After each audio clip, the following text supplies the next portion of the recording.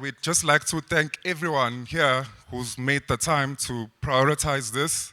You could have been anywhere, in your operations, but you chose to be here, which shows that everyone understands the importance and significance of what we are talking about today. Yesterday we were at CallSafe, and congratulations to CallSafe. I think it was a very, very successful event. Is anyone here who's part of the organizing team from CallSafe? I think I saw one lady. Oh, there. Yeah. No, congratulations to CallSafe. And I think one thing to mention, as we analyze stats, we noticed that in the coal commodity, there hasn't been even one fatality recorded to date. I think that's commendable. But we are a mining industry, whether it's diamond, platinum, chrome, we are working together. Let's learn and see what is it in coal, that's being done right, what control systems are in place, what procedures are there, and we'll learn from each other. That's the importance of having sessions like this where we can discuss and share strategies going forward in reducing our fatalities. So maybe just a slight change on the agenda. It would be remiss of us, not to have a safety discussion, an emergency discussion. In case of emergency, what do we do? So we've asked Ayabonga from the venue to just share with us what procedure we can follow in case of any emergency. Thanks, colleagues. Good morning, everyone.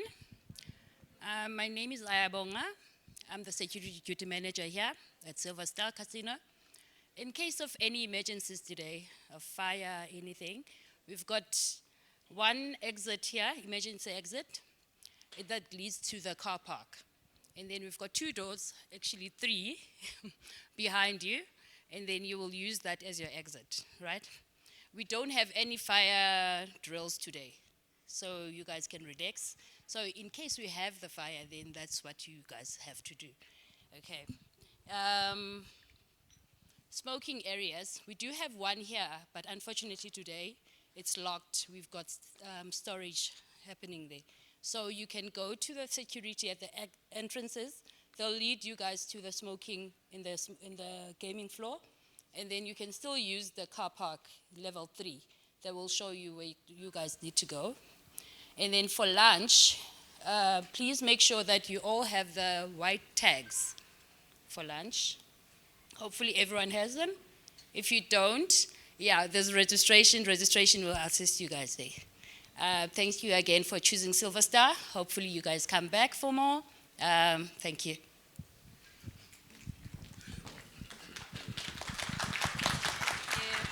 Thank you, Abonga. Thank you, Abonga.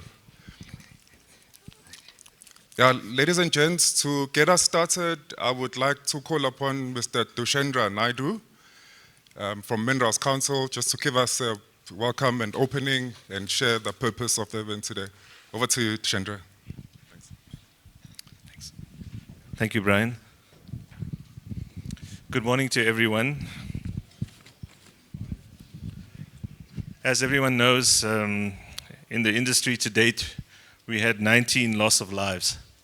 That was the latest that I received on Monday. We are aware that there were also a further 2 people that we lost in the industry. If we can start the session with a moment of silence to honor our lost colleagues, if I can ask everyone to please rise, just to have a moment of silence.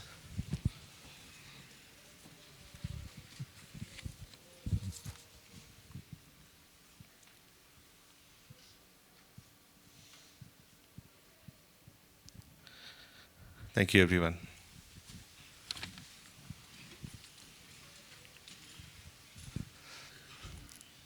A very warm welcome to each and every one of you to this very important event, our Missing Persons Locator Day of Learning. It's an absolute honor to have you here, and I can see we have a great turnout. Sure, it actually makes me quite nervous standing in front of you. But don't worry, I'm not going to imagine everyone without clothing. I'm going to keep myself calm. Um, there's our Kumbalakaya strategy, which is quite critical for us. We've launched that, and I must also mention, Brian has mentioned the coal safe event that happened yesterday. It was a phenomenal event, and really in the spirit of the commodity coal, there's been such an achievement over the last year, from January to August, 0 fatalities, and then of course to date as well. But I want to touch wood on that, and just pray that we keep going in that stead, and to also the rest of the industry that we follow suit with that great performance. So the One Voice strategy was also released and promoted from last year and also this year, and it's aligned to the Kumbalakaya overarching strategy on national for safety and health. One voice, and I just want to make a silly joke. For me, I believe I'm a one-woman man, one woman, one voice, one woman. It's Mother's Day on Sunday, and I think we must honor, the wonderful people in our lives, the wonderful women. I'm sort of lying to you, one woman. This is actually 5 women in my life. The one is looking down on me, my grandma, from heaven. And then the other one is at home looking after our 3 daughters. So, very appreciative of that. But I think we must always honor the people in our lives and the people in our industry as well. So let's look towards that. This Missing Persons Day of Learning, lots of preparation went into it. We're very grateful that it's come to this. And I must acknowledge everybody that's attended. In essence, we have, I've seen lots of our major stakeholders in the room, including members of state, the Mine Health and Safety Council colleagues, our union leaders, and also to some of our leaders in the mining industry from our mining companies. A warm welcome to you to the event. And to our Minerals Council colleagues as well, who are here to support the event. I must also mention my small team. So I'm the Head of Safety and Sustainable Development at the Minerals Council. I have a very small, effective but powerful team. My deputy head is Lerato Sele, so you'll know her. She's sitting in front. And our senior policy analyst that just came on board, Mr. Brian Nkube, who has been phenomenal in setting this up and ensuring that we have a great lineup of speakers for today.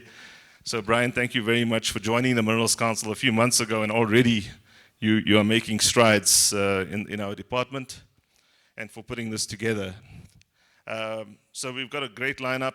The whole purpose and intent for today is really to look at these regulations, which are quite important. They've been released, not some time ago. But what's important is this day of learning, the whole intent is really to learn from each other. And we've set this up from the point of view of learning, but there's also been a strong advocacy stance that we've initiated over the past year. And we've been in communication with the Chief Inspector and deputies and the department just to look at measures to advocate on behalf of employers to actually attain a bit more of a grace period for compliance with the regulations.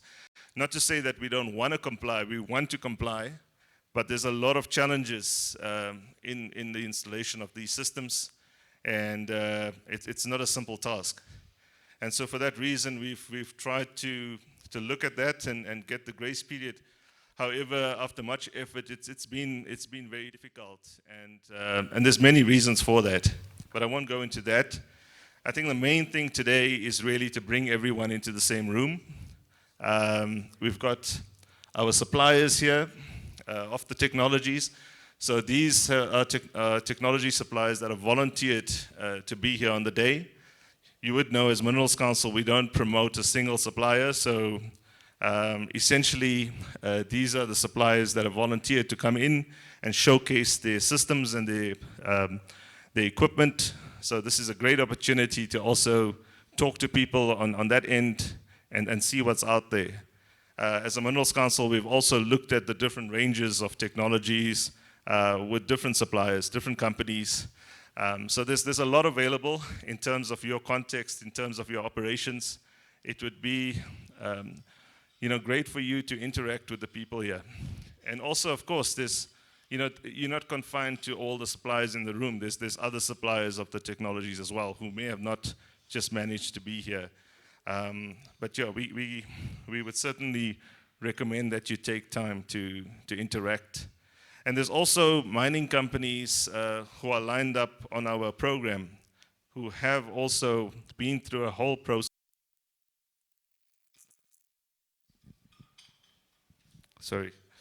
Who've also been through a whole process to get these systems installed on operations, be it surface and underground.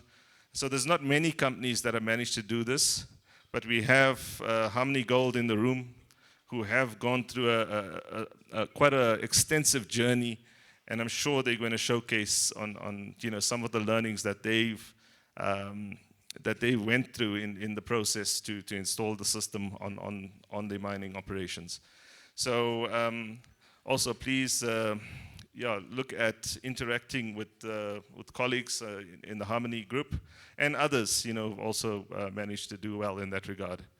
And then we'll also look at some of the challenges that are still ongoing, and I guess that's a critical part for today, is to see how we can overcome these challenges together.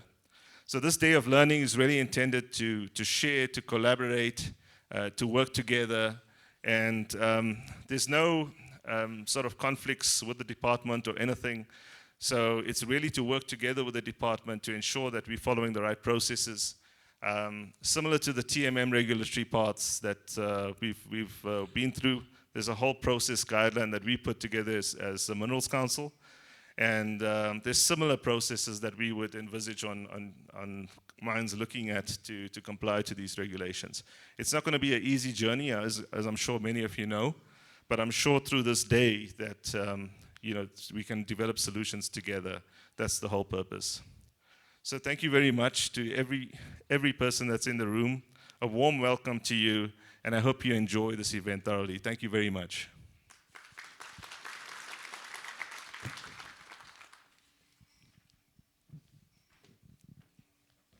Thank you very much, Tushen. Everyone gets a gift, including the boss. Everyone gets a gift. Thank you, Brian. Yeah, all right. Thanks. Thank you very much, Tushen, for that heartfelt opening. Really appreciate it. Welcome to all colleagues who've just joined us now.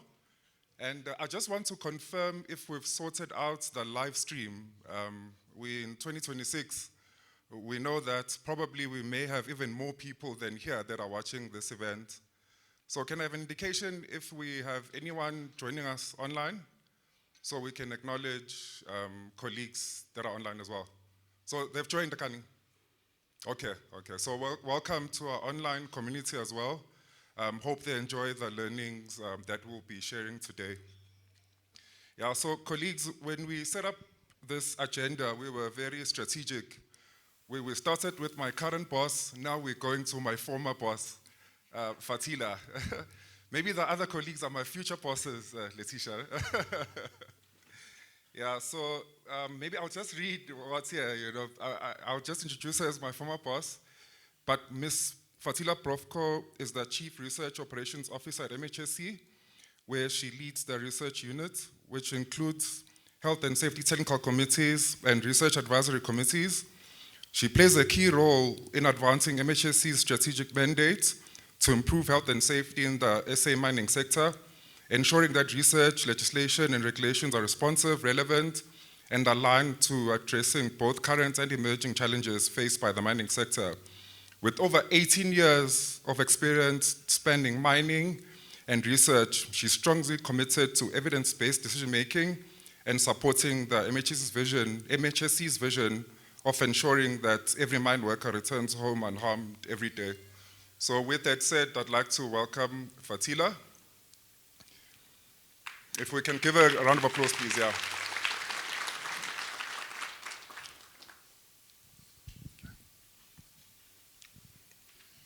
Right. Thank you, Fatila. Maybe I should try and mount this here. Okay. Is that okay? All right, okay, thanks. Oops. Thank you, Brian. Okay, let's see. Let's just move this. Is it okay? Yeah, I think it's all right. Thank you very much, Program Director. Leaders from the Minerals Council South Africa, leaders from the Department of Mineral Resources, leadership from organized labor, from mining companies, and technology providers, distinguished guests, colleagues, and friends in mine health and safety, good morning and welcome. It's really an honor to address you today at this important day of learning on missing persons locator systems. So let me begin by thanking the Minerals Council South Africa for convening this important platform. It comes at a time for the industry that is really, it comes at the right time for the industry. We've moved beyond the question of whether missing persons locator systems are necessary. And that question has been answered through the regulatory process. The focus now is on implementation, practical, disciplined, and effective implementation. So this is a technical subject, but at the heart, it is deeply human. When an emergency happens at a mine, the first question is always simple. Where are our people? Are they safe? Are they accounted for? Who is missing? And where were they last known to be? How quickly can we reach them? And in these moments, time, information, and coordination matters.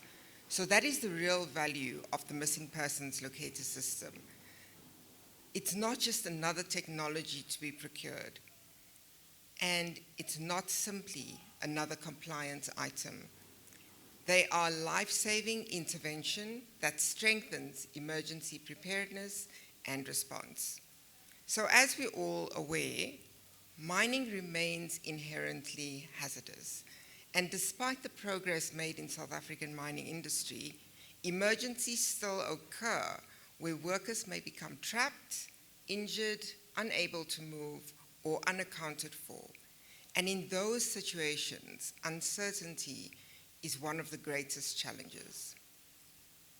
So rescue teams need reliable information.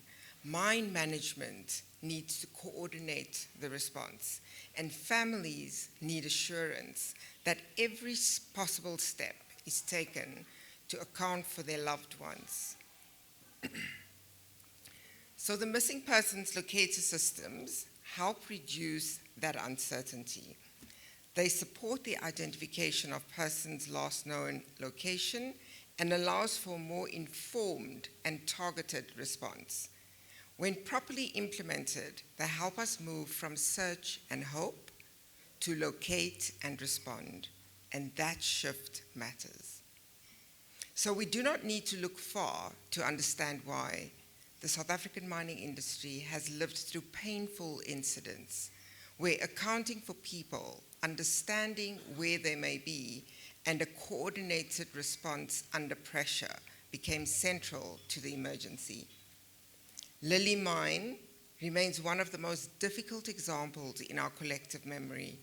And more recently, the Ikapa incident also reminded the industry of the emotional weight carried by families, by rescue teams, mine leadership, organized labor, and all stakeholders when lives are at risk and people are not accounted for.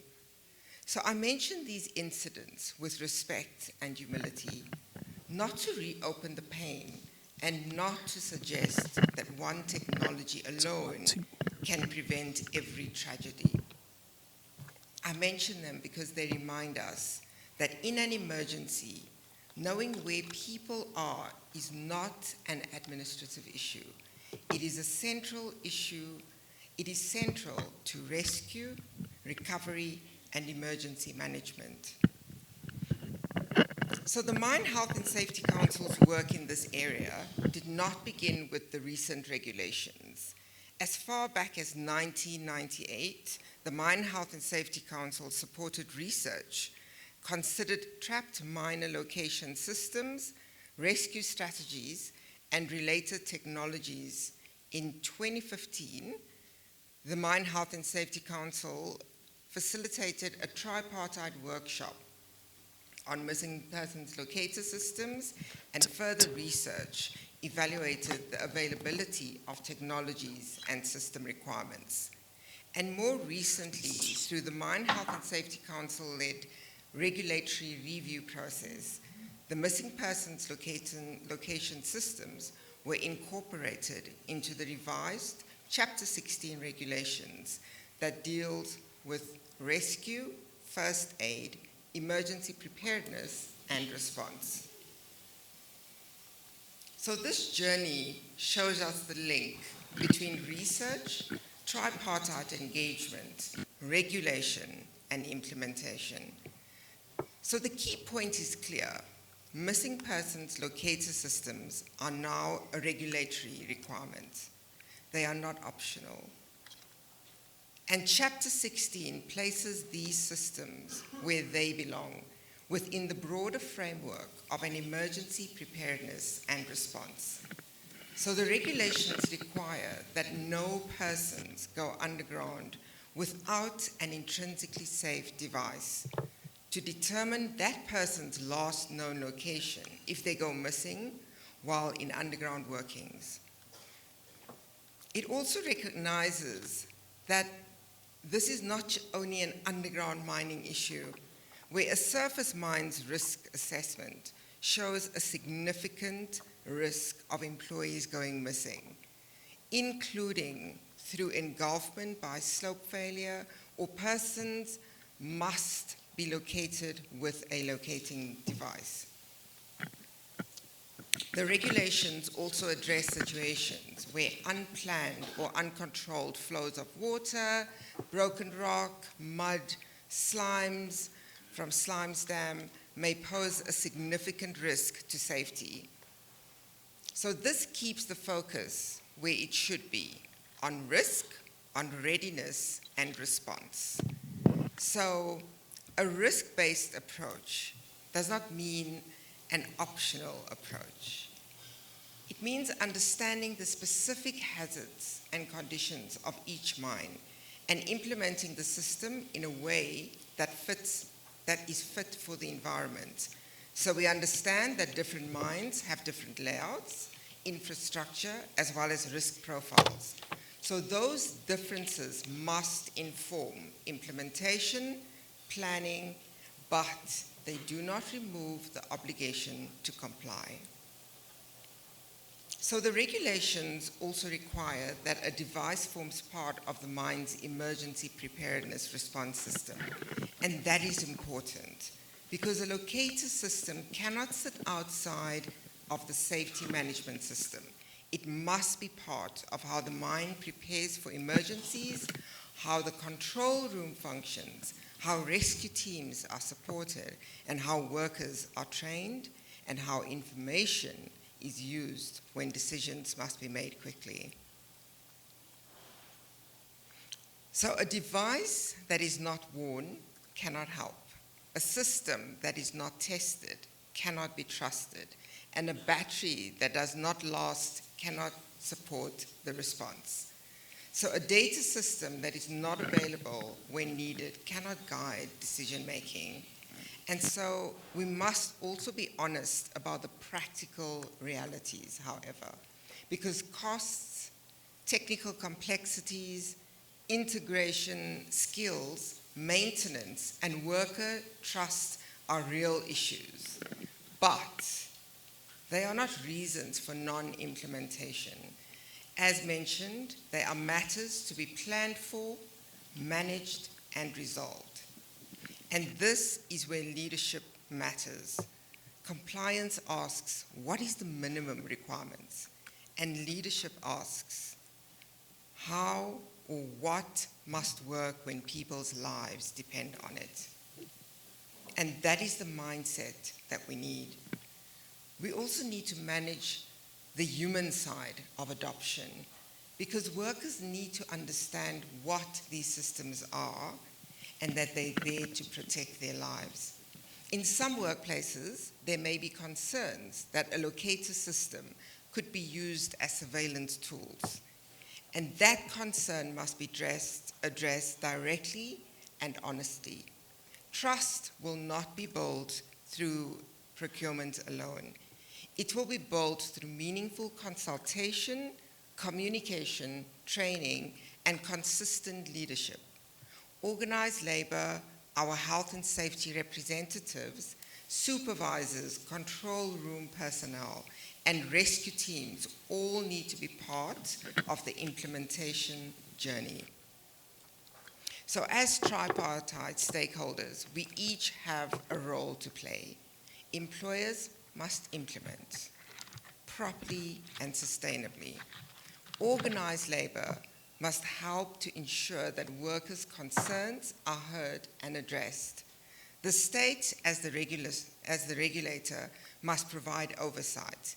Technology providers must understand the mining conditions, and research institutes and the Mine Health and Safety Council must continue to support evidence-based solutions and practical guidance. So today's day of learning is valuable because it allows us to learn from each other about implementation on the ground. I want to acknowledge the mines that have already started implementing these systems and are willing to share their journey today. That matters, not because implementation is optional, but because practical experience helps the industry understand what good implementation requires. So today we need to be honest. What is working? What is difficult? Where is support needed? And how can we avoid each mine having to solve the same problem alone? So the lessons learned today must help us move faster, strengthen compliance, and improve the quality of implementation. Our learning must support implementation. It must not become a reason to delay it.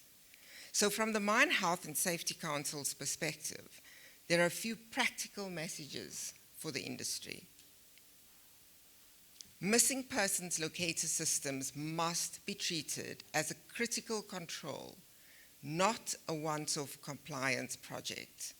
They must be linked to credible emergency scenarios, including fires, falls of ground, seismic events, slope failures, and other situations where workers may become unaccounted for. The implementation must be supported by proper change management. This is not only about technology, it is about people understanding the system, trusting it, using it correctly, and knowing how it fits into the emergency response. Testing and learning must strengthen compliance, not postpone it. So piloting and validation can confirm the functionality and the readiness, but they must not become a substitute for implementation. We must build capacity. These systems require people who can install, maintain, inspect, test, and troubleshoot them. So sustainability depends on more than purchasing devices. It depends on having the right skills and support in order to, over time. And integration is non-negotiable. So the missing systems must connect to communication systems, to control rooms, emergency procedures, rescue arrangements, training and drills, and information must reach the right people at the right time. And it must be usable when decisions have to be made quickly. So colleagues, Technology alone will not deliver the outcome we want. A missing persons locator system will not replace emergency planning, competent rescue teams, training, consultation, functioning control rooms, or disciplined maintenance and testing. When properly implemented, it can make all of those systems stronger. It can reduce uncertainty, support faster decision-making, and improve coordination and strengthen confidence in emergency response. So as we engage today, let us be practical and honest.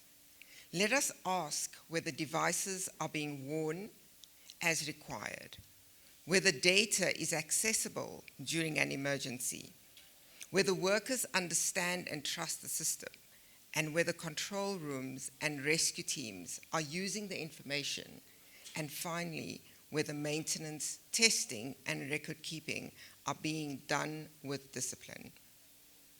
So these regulations, as mentioned, must be implemented. And our responsibility as leaders is to ensure that that implementation is not superficial.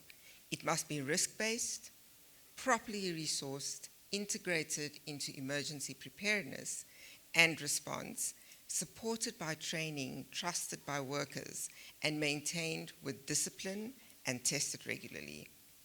So we will, as the MHSC, we will continue to play our role in supporting research, technical advice, guidance, regulation, development, and tripartite engagement. But the success of these regulations will only be seen at a mine level.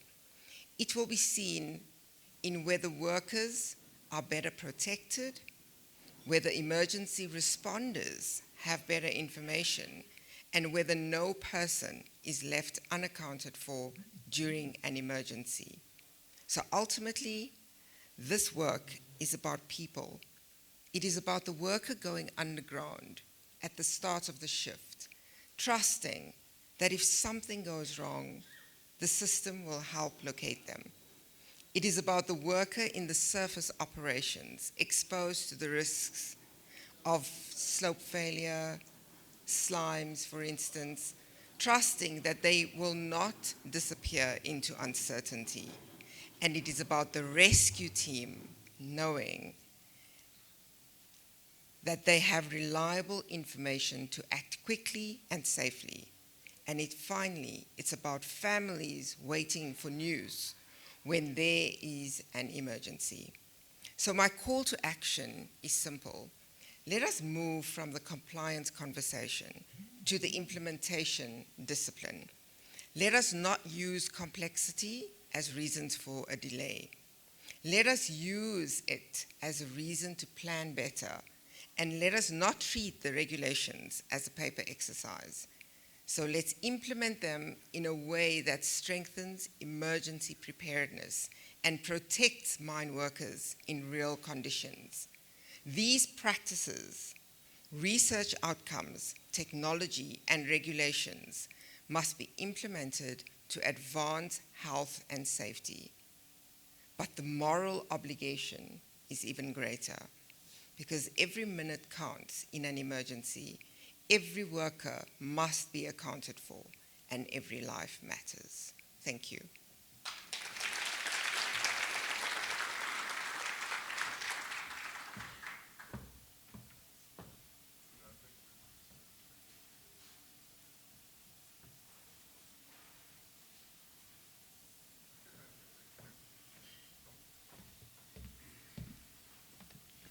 Fatila, thank you very much for that powerful keynote. We really, really appreciate it. Colleagues, you must know, Fatila was in Parliament yesterday, Fatila, no? So we really, really appreciate it. I was just wondering if you're going to make it, from Cape Town to here. So doing very, very important work, for the sector as a whole. So we really thank you, Fatila, for prioritizing this event. It shows how important it is, for you, MHSC, and the government, and the country as a whole, essentially, colleagues. Colleagues, as I said yesterday, we were at CoSafe, and, one of the messages from the minister was that we need to make education fashionable, colleagues. You know, do we all agree with that? We need to make education fashionable. You know, my colleague is doing an MPhil there. We're very proud of Lerato with that. And with that said, colleagues, I mean, we've made this a classroom setup, also Lerato's idea, and it gives that feel that we're in class, colleagues. You know, we're back at school now. I think I'm going to take a picture and send it to the minister's people so that he sees that we are indeed, you know, making learning, education fashionable, because that's what we need, colleagues, for our workforce and our country as a whole. With that said, colleagues, you know, class is in session now properly. We'll have our first PowerPoint presentation from my colleague, Ms. Nomvula Ngobo Mapoloba. And then I hope we're all ready to take notes, colleagues. You know, like any typical class, we have a test at the end. I hope, you know, all of us are sharp, will be able to pass that test. You know, it's not 30%, it's 50% pass mark, colleagues. So let's pay attention. Yeah, no, that's a joke, there's no test at the end. Yeah, so over to Nomvula. And thanks to the 40 colleagues that I'm told have joined us online. I hope the audio is clear, there are no complaints, but if there are, we'll just try and fix whatever is not going well. But over to you, Nomvula, thanks. Yeah. Thank you, Brian. Where do I see my screen? I can see it here. All right, can I confirm if the PowerPoint is visible? Even on the teleprompter here, especially. Sure. It should show here as well. Yeah, so it should show, yeah? It should show, yeah. Is it showing on the screen yet? No. It's not showing, okay. It is. Yeah, it is now, no? Okay, cool. It is, yeah, then we can move the... Yeah. Okay, is it moving? Okay, perfect, sorry. We are good to go. Good morning, colleagues. Just yesterday, not yesterday, the day before yesterday, we had a conversation that reminded us that as leaders, we must not miss the boat. So we're in a bilateral meeting with one of our stakeholders. And in the room, we had senior engineers, we had executives, we had researchers. There were two strong views, right? One view was saying, you know, when a leading practice is not a regulated practice, if it's just for people to adopt willingly and with the understanding why they're doing it, they do it better. They do it with all the effort, all the force that they have, put in the resources because they choose to do it, right? And then the impact becomes even more effective. There was an equal strong view from other members that were saying when a leading practice is regulated, it actually removes all delays. All resources delays are removed, time delay is removed. Everyone in the industry at least get to the minimum requirement fast enough, right? But there's a concern with that when it's regulated, sometimes people do it because they are told to do so. They do it just to tick the box. So it becomes a tick box exercise. It's not that I'm a leader, I want to see people being safe, because they don't believe that the system is suitable for that, right? But true leadership is not about whether a practice that will save life is regulated or it's a leading practice that is free to adopt, to learn from others without having the pain of losing people or getting people injured. So now, as leaders here today, I think as we are all here today, we can all agree that we are here to discuss the missing person locator system, not because we want to tick the box, right? Not because we want to comply, but because we understand that we cannot miss the boat with this one, that we want to take the bull by the horns, right? The missing person locator system is not responding to regulation, but we are responding to the responsibility as leaders. We are going full force to comply, but not just to comply, to lead, right? To ensure that we protect the employees, because we are responsible miners. Mining matters, but more important, the lives of the people and the livelihood of the people matters more. So colleagues, today we're going to discuss the missing persons locator regulation. Fatila did a good job to introduce that topic, and we're going to go through it in details. We'll look at the chapter 16 and also the integration of it. 16.7, that's where the missing person locator system is starting on regulation 16. Then we'll also look at the requirements of what good looks like.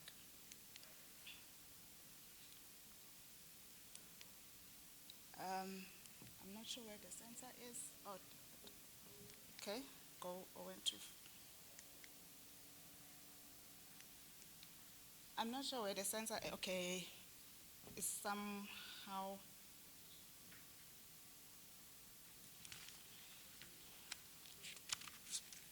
I don't know it. It works when I point there, or it works when I point here, or it works when I point there. All right. Now, this gazette that was issued recently, it was issued under section 98(1) ZP. But before it was issued, there was a lot of work that was done. We had a project, or a Center of Excellence project 15094. This project was a tripartite project with the state in it, the regulator, and the organized employer. They came together to look at what can be recommended to ensure that we can achieve in future and even now the zero harm, zero occurrences of fatalities as a result of employees becoming lost or trapped. And this report is available. It was issued and made available in 2017. That tells us what are the recommendations, and we're going to go through it also after the regulation. Then that led to the Gazette. The Gazette was issued 28 March last year.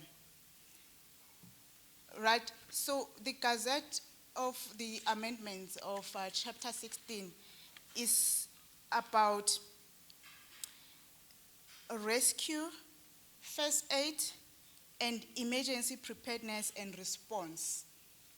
That's the entire Chapter 16, but we want to focus today. We want to focus on 16.7.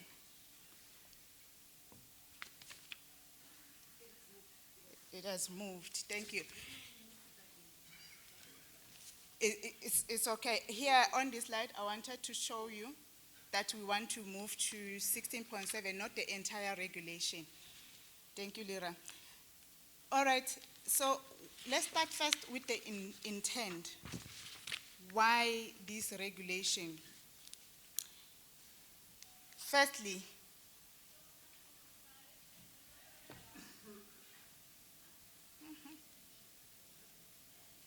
so I'm here to learn as well. You see, I'm also in the classroom. I'm also in the classroom to learn how to use this one. The first one is that we need to enable rapid determination of last known location under abnormal emergency conditions. And then we want to be able to address historic industry incidents where rescue effectiveness was compromised by lack of location data.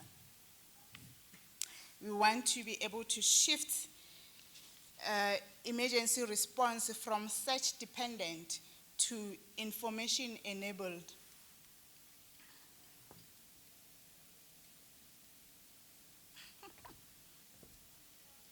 Okay, also we want to improve survival and recovery outcomes when person becomes lost or trapped. That's the intention of the regulation.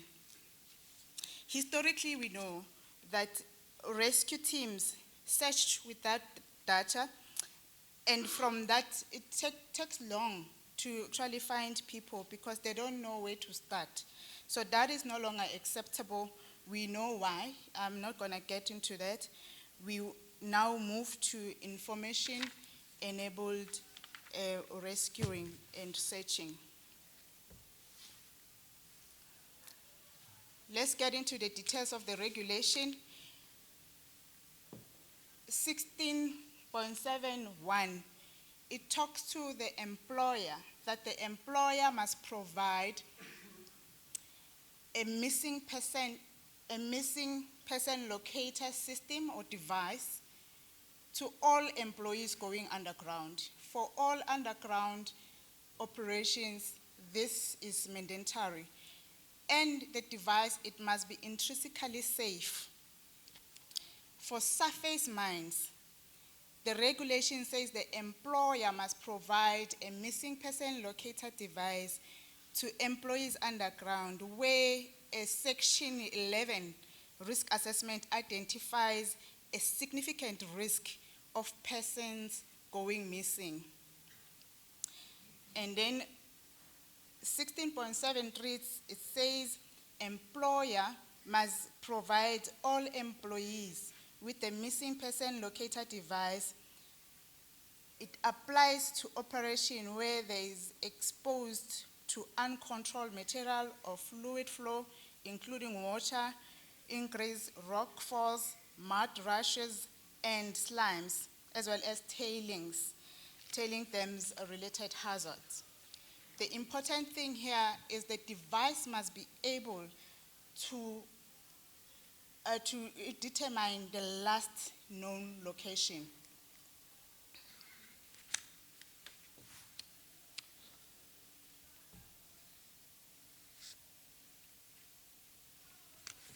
Oh, okay. We're learning. Next time we need to put the sensor closer. There.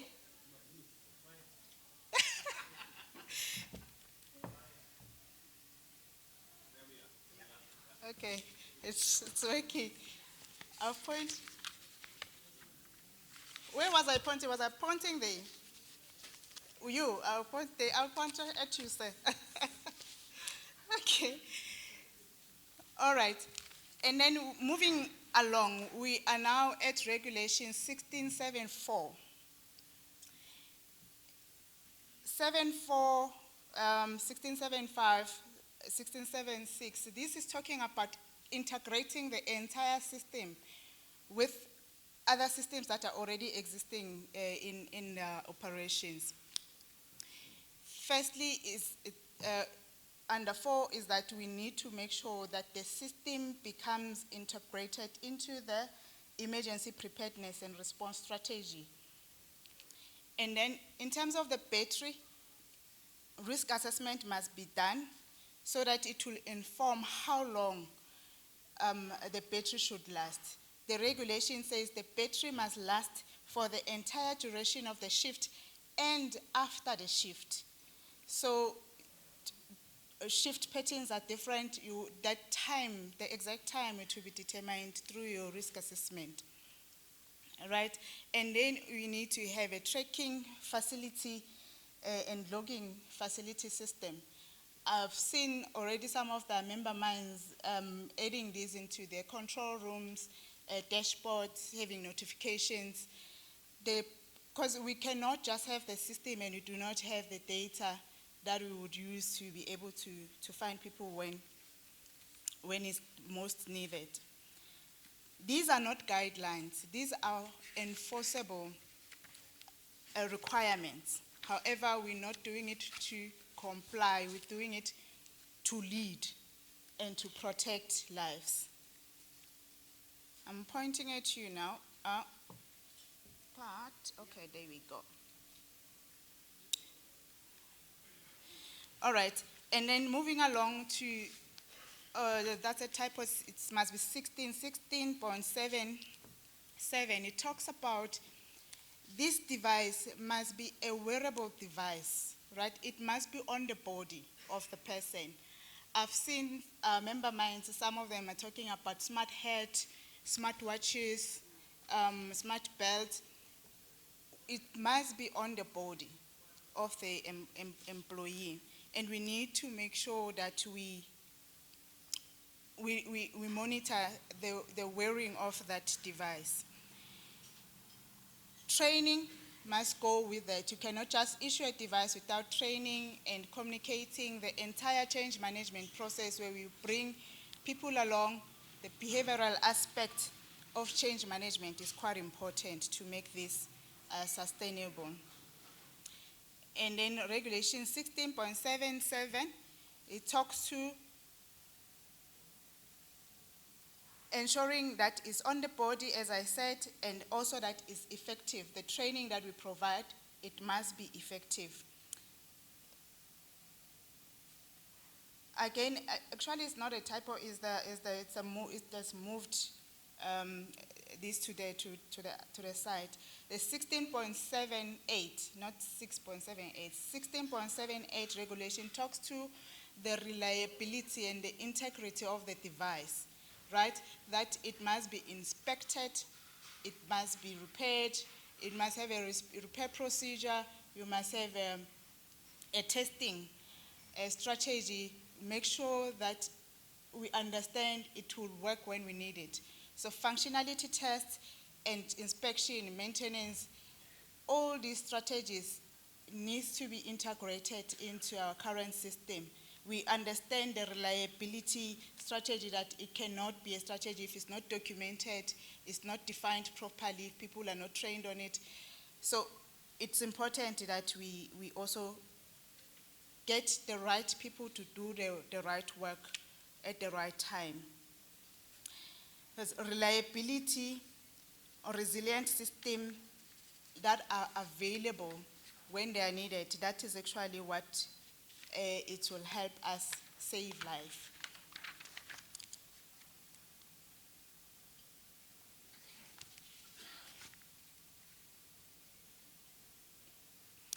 Okay, so lastly, I would like us to go through some of the recommendations from the project that was done by the Center of Excellence before this regulation was issued.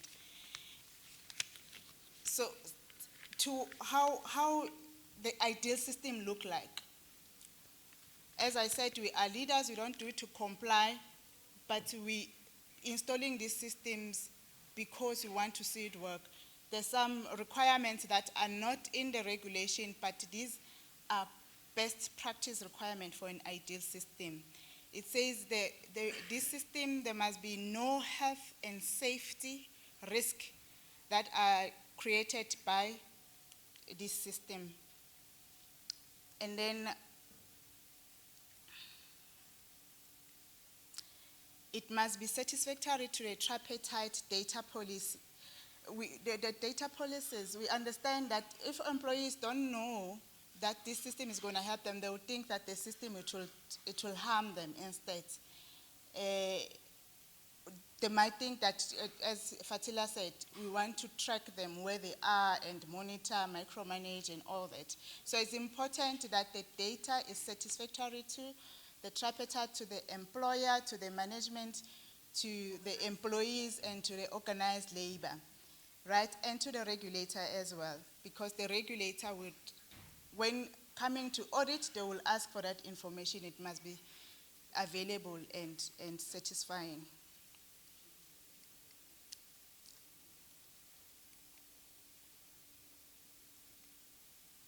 Of course, the organized labor, they want to see it as well.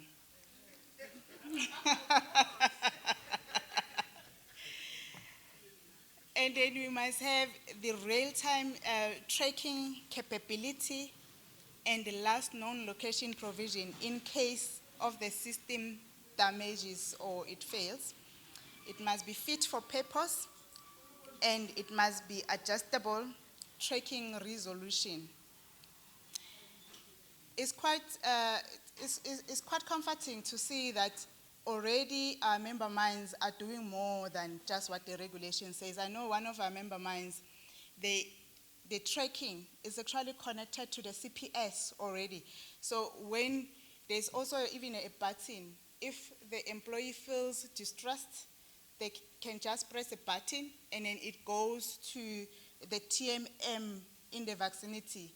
The TMM operator would know that there's somebody that is under distress and they can be able to locate them.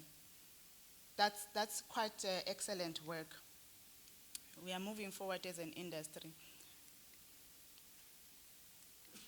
It must be able to track in all mine employees at any given stage. It must be full coverage in all active mining areas. Mortality indicator, that's quite a good consideration, must be integrated. As I said, into the existing structure, can be CPS, can be anything else that is possible to integrate with. I'm looking forward to hear what the mines are doing in these areas. It must be reliable and continuous primary and feedback power supply. So the regulator says it must last long enough to cover the shift and after the shift. So backup power, to be interesting how that is done. Okay, and then also we need to have the data that is captured, survival static and dynamic system components. We need to have tracking blind spots where possible. It must be integratable with secondary tracking equipment, must be economically friendly.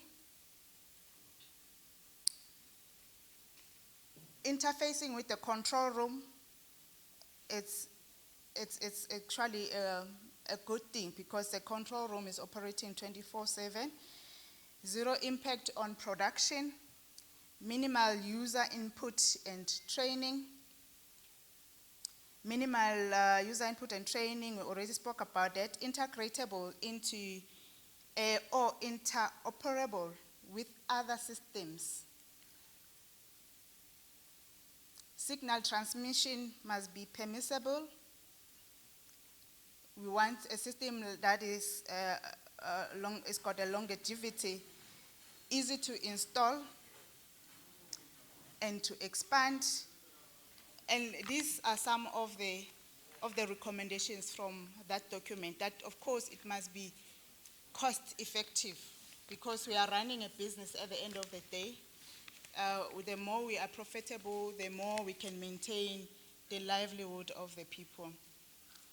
Colleagues, as I'm concluding here, let's just remind ourselves that the intent of this regulation, where is it coming from, and why do we need to do it? We want to be able to have a repeat determination of a last known person, in a last known location under abnormal and emergency condition, and address historical industry incidents where rescue effectiveness was compromised by lack of location data, shifting emergency response from search dependent to information enabled, improve survival and recovery outcomes when persons become lost or trapped. So let us not wait for another incident or for an enforcement, but let us move with the intent and where possible go an extra mile to integrate the system and make it sustainable. I thank you.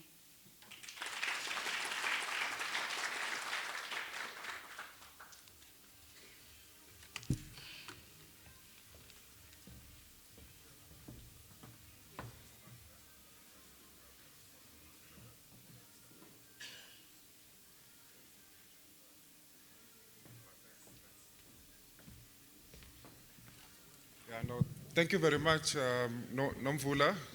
That was very, very insightful. You know, reminds me of my days as well when I was writing and developing policy at MHSC. Yeah, very, very insightful, very insightful. I think next colleagues on the program, we have Mr. Karel Rosteisen from Harmony Gold, who will then share with us, you know, lessons from Harmony. And we're very thankful to Harmony, you know, for being willing, Spamandla, to, you know, to share these lessons as we are a learning, you know, industry, and we share with each other. And I'm not going to read your bio, your CV, Mr. Carol. What I'll do, I will direct colleagues to our spotlight page, Minerals Council Akani.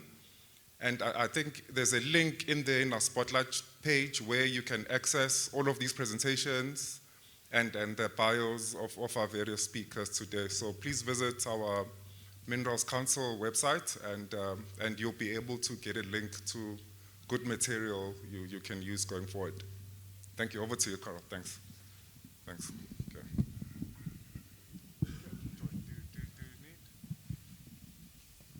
Then I'm just worried with the pointer, you know. If someone, maybe when Carol points, if it doesn't work, if someone can maybe press the slides, if that can work, huh? Is it fine? Yeah. Is it working? It should work. So you just point in the front, no? Okay. Just check the arrow there, the side arrow. Yeah. Is that it, no? Okay. Are we blank? Okay, yeah, just go back and forth there.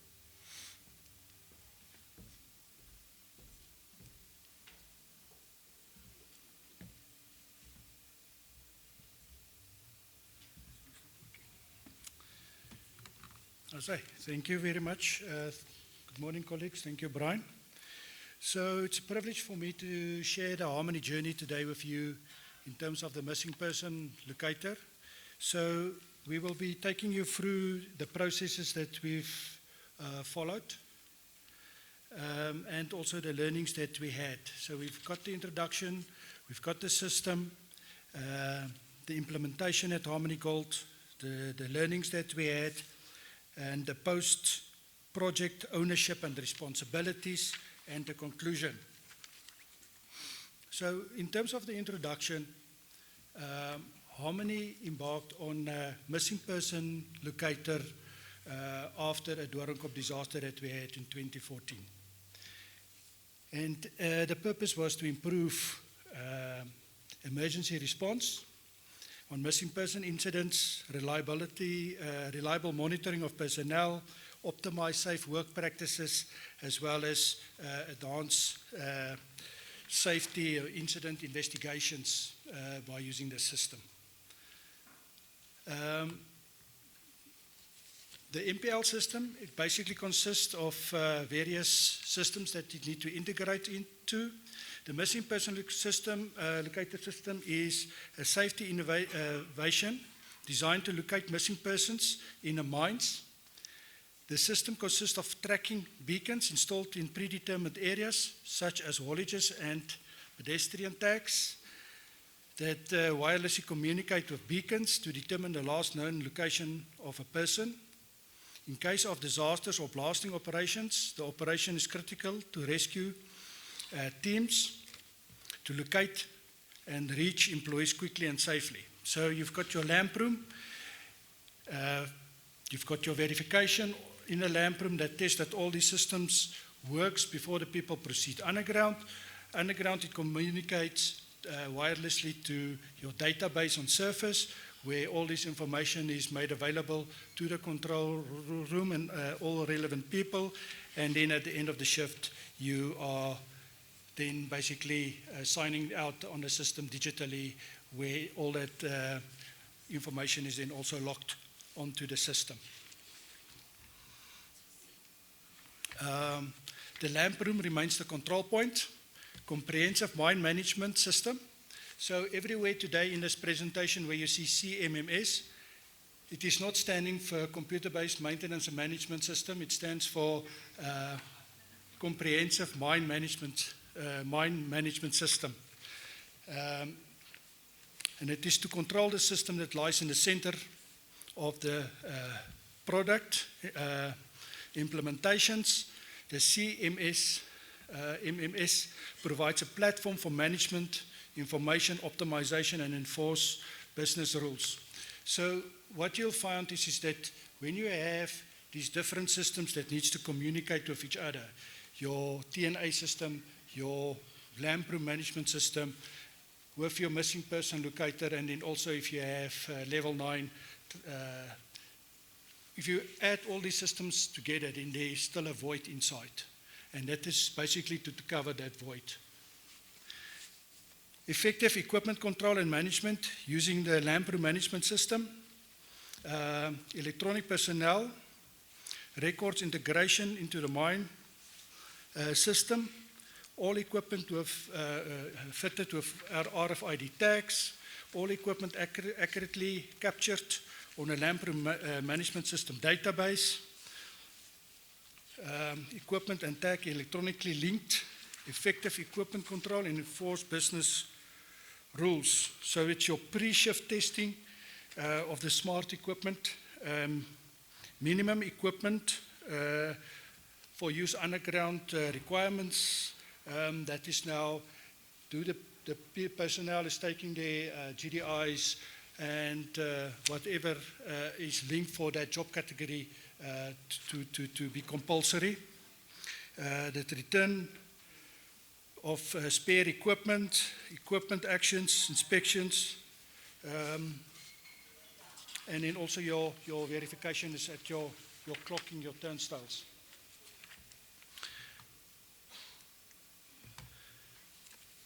The locator, so you've got the system that reads the beacons and so forth, and then you have the missing person locator.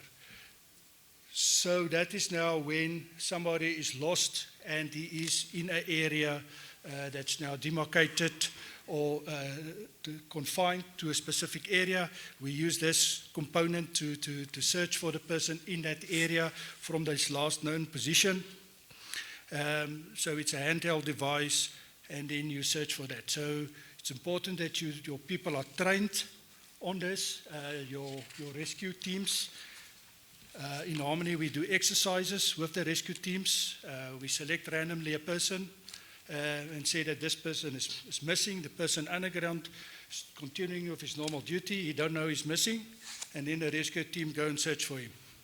And then first, it was quite some time that they took to find the people, but the latest, the record is 45 minutes since the person was reported missing to when he was found. So the infrastructure. So yeah, you've got your beacons, you've got your frequency, your stuff is operating, and then you've got your pedestrian tags, you've got your trackless mobile machines that's also tagged and equipped with devices to track and people for safety as well. And it all works through a wireless network and also a wired Ethernet network. So we'll get to the learnings. So this is the timeline. So in 2014 we had a Doornkop disaster, and then we embarked on the process to implement missing person locators. So by 2015 the technology was developed and refined, and then the active tags, the frequency, the spectrum, all of that has been determined. And then Doornkop was basically running on the system by then. And then by 2017 we had the Harmony rollout, what we call the phase 1, after a long consultation process with organized labor and all relevant parties. 2020 we started with the phase 2 rollout, and then on 2021 all mines in Harmony were compliant to the phase 2. So currently Moab Kotsong, for instance, is having 193 beacons, Great Noliga 47, Eland is a pumping shaft 10, Joel 42, Kusasa Letu 99, Masimong 42, Pakisa 107, target 3 pumping is 20, target 38, Mponeng 133, Tautana 37, Tsepong 140, Doornkop 79, sorry. So that is how we progressed. The challenges, the learnings that we had, shaft operational team not fully informed about the project and the outcomes. So these projects must be clearly defined. What is going to be achieved? What's the requirements, roles and responsibilities of the role players? We had many awareness sessions with management, rescue teams, technical support, and then all the information technology people and so forth. The technical ability of the system was well communicated before the time, because sometimes there are expectations that was not covered in the initial scope. Insufficient planning, very important. So your mine plan, you work from your mine plan obviously to install these beacons, but it's also not, what's important is that you're not just working from the mine plan. All these areas need to be visited to ensure that you are able to install these in this area. So on a plan it might make perfect sense, but when you get underground, it will not work. So you'll have to visit that. You need to update the plans. So when these plans are, or these beacons, the position is identified underground, it's very important to mark the exact position, the numbering of the unit, that numbering and your plan must be the same. Otherwise it causes confusion. Infrastructure, UPS, very important, and then your dedicated power supplies, and it goes mainly for underground installations. So do not run these beacons from your normal lighting circuits and other power sources. It must have its own separate circuits to make it reliable. And then CMMS and mine integration. So we used a company separate to the suppliers of these units to link all of these units because of the different suppliers that creating that void, as I've explained. And then obviously the missing person and rescue teams training is part of that.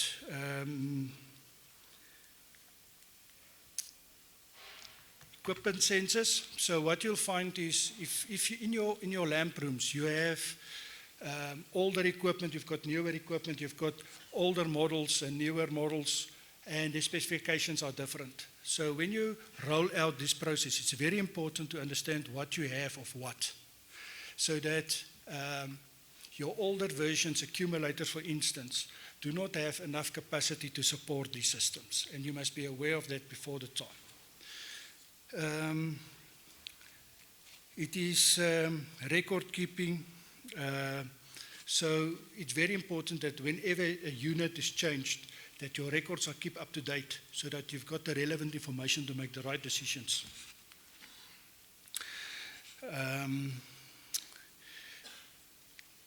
The equipment allocations, it's all about the documentations, to have it verified, to make sure that your systems are up to date and it can support a well numbering system. The equipment numbering is an issue. Sometimes your sequences in your sequence numbering is disturbed by changes in your philosophy, new equipment that you brought in, and so forth. Get that numbering correct. It makes it very easier, or very much easier in a commissioning phase when all of that stuff is done like that. Equipment maintenance. So what you find is your accumulators, for instance, they are in for a certain number of years, and for a normal duty they still work fine. But when you start plugging in all these devices consuming power, they do not last. So that's for you, your burn downs and so forth. It's very important beforehand to determine where you are in terms of your equipment. Will they be able to withstand or accommodate this additional power? Cap lamp failures, the active tag in the accumulators, we had many failures there, various reasons that we had to sort out. Yeah, standard equipment observed, cracks on your accumulator lids and so forth, mishandling, water damages, equipment padlock and keys sounds like a control failure. It's something that must be there. But what you find is when you do these things, you do the changeover, that many of your original lamp room locks is not original anymore.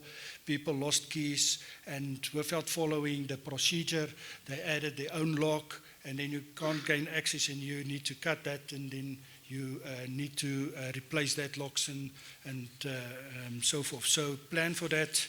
You're going to have that equipment. Equipment layout and people flow, that is mainly in your lamps room. It will create the congestion. Understand clearly how you're going to where your test stations is going to be, how your flow is going to be in your lamps room, your shift zoning. It is going to take longer to get your people through the lamps room, so you need to change your zoning on your TNA system beforehand. You must have sufficient tags, sufficient spares, verification stations, and then just surveys. Take the stuff with shift, walk through, make sure everything is going to work as it should. Then obviously it is the buy-in and the ownership of the system. Personnel is professionally trained. They know how to address all these issues should it come up, how to log into the system, addressing the queries of the personnel. Then the lamp room administration system, post-system commissioning causes a general delay in your lamps room. Various reasons, it is all these queries, something not working, a checkpoint that's not getting passed, all that people returns back to your lamps room management. So it adds a burden there. The system hardware maintenance, there is maintenance on the system. Make sure that it is scheduled on your off time, off peaks, weekends and so forth. Then also sometimes the system standard packages, as you get it from your supplier, is not necessarily how you want to run your system. So get a clear understanding exactly what you want, and develop your own special reporting and your system, how you want it to work for you. And then if you've got the uncontrolled entry-exit in your lamp room, so you'll find that many of the lamp rooms have a PPE store, for instance, and there is material PPE that's going in and out at a special gate without having all these controls. Please make sure that when you have that it does not influence the operability of your system. No uncontrolled entry or exits permitted. And then visitors, poor visitors handling. Understand your visitors, your procedures, how you onboard your visitor, what is the requirements for your visitors before the time. Your lamp room management personnel, I've spoken about it. The competency, make sure that they are professionally trained, they are available, they've got their certificates, the correct job category for that. You get sick reporting, so you must have your backup systems or people that you can use, people going off sick, training, etc.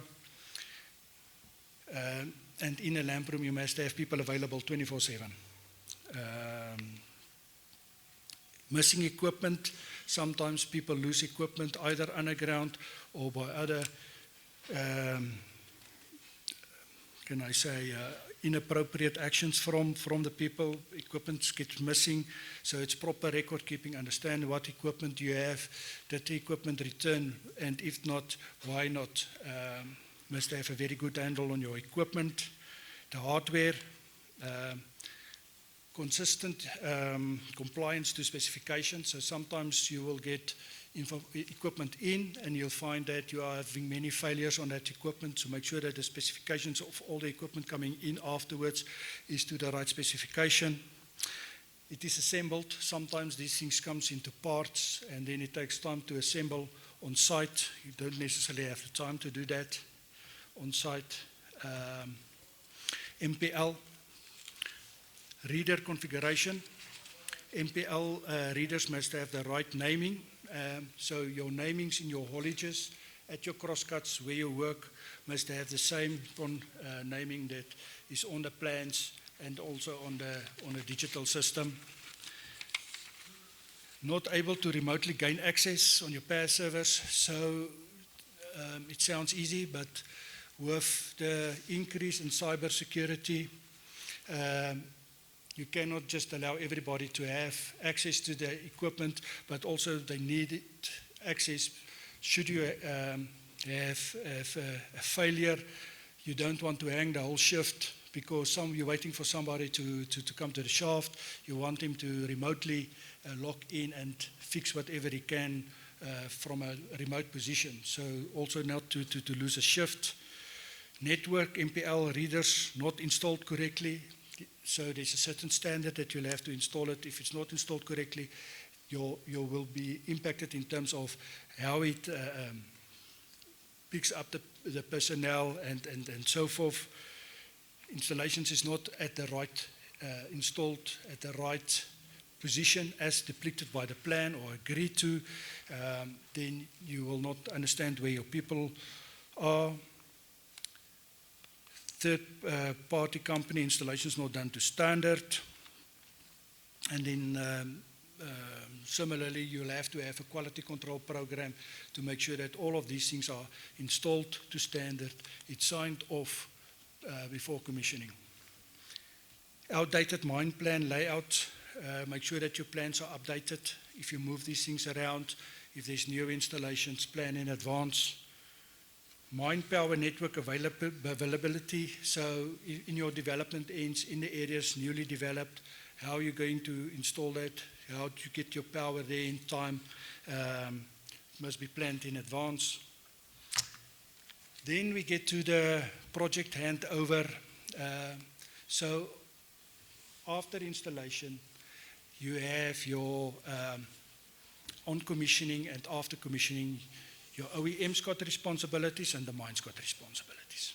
So the OEM must maintain the system integrity, the software, ensures remote mission critical support, monitor site reader statuses, and report to the mine when readers are not tracking, hardware failures, replacements, and record keeping, automated daily, weekly reports sent to the relevant personnel via email. Mine's responsibilities ensure power supplies remain stable, ensure network switches and connections remain stable, investigate any sabotage and immediately. Service level agreements to be in place for all service providers to provide maintenance and immediate support should a reader not be able to track personnel, equipment, or whatsoever. Dashboard monitoring in the control room to inspect any readers that goes offline. Then also, when you commission this stuff and on a regular basis, what we call a suitcase test. So you take a few of these tags, at least 10, put it in a suitcase or a bag, and you walk a specific route and you check on the accuracy, you check on the sensitivity, how accurate it is, how does it pick up, is it still working fine?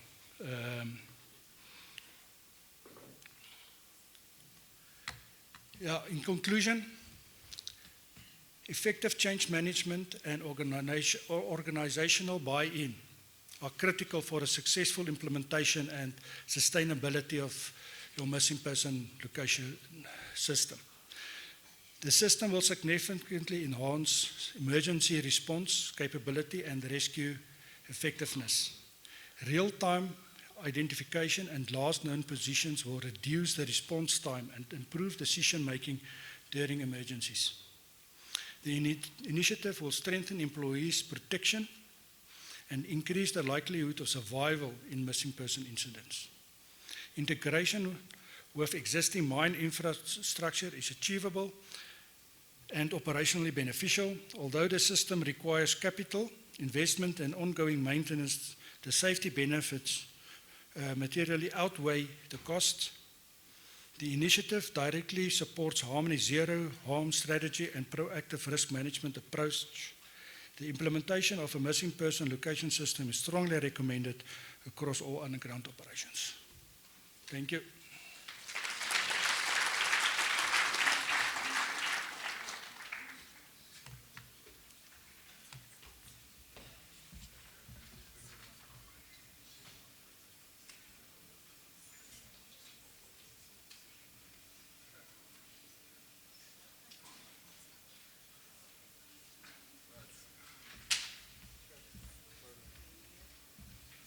Okay, again, thank you, Carol. Another round of applause, I think, for Carol.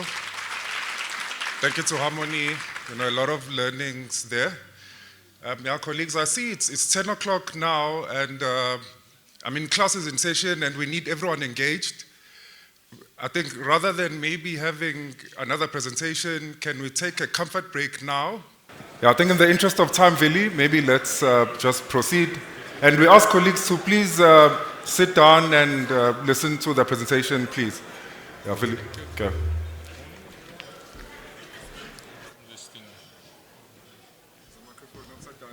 No, it's off. Is it? Morning, everyone. How's it? I take it everyone can hear me. So, guys, I've decided to take a little bit of a different route, and I'm going to try and explain our journey and how we interpret the missing persons locator. If I should talk only about our lessons learned, they've only given me 20 minutes, so I won't be able to cover that in the time. So, yeah, we will talk about some of them. So, when we all watch TV and when you talk to the police and then they say that if a person's go missing, the first 24 hours is most critical in finding them. In mining, you don't have 24 hours. You've got the first 60 seconds.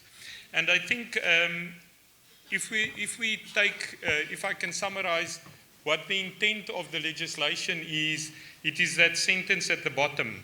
There's no time to search. We need to know where each person is in real time so that we can locate them if there is an emergency. So what we also tried to do was to make the missing persons locator a little bit more proactive. And if you ask how you do that, because the person needs to go missing before you look for him, but we are trying to identify when a person is in distress and when he's missing before it gets reported to the control room. Because you already lose 10, 15, 20 minutes from when a person is realized to be missing until it gets reported up to the control room. So I brought one slide in to just remind us all about the collision prevention systems that we all have implemented as well. Now, if you look at the technology roadmaps, we needed to implement a collision prevention system. We need to implement missing persons locator. We want to tag the rescue packs so that we can monitor the rescue packs. My colleague from Harmony spoke about the locks and how do you track the locks as well. So we all bring in all of that technology. And by doing so, you stand the risk of all of these signals starting to interfere with each other. and that is presenting a big problem. So what we've tried to do with our approach is to build on one and the other, but again, it takes for a lot of integration. Now, if you think about what we did with CAS, we are able to see the vehicles, and the vehicles are able to see other vehicles and pedestrians, and that is the purpose of CAS, depending on whether you have level 7, 8, or 9. So we tried to link our missing persons locator on this technology. Always fun when you're presenting technology and you struggle to move a slide. Come on.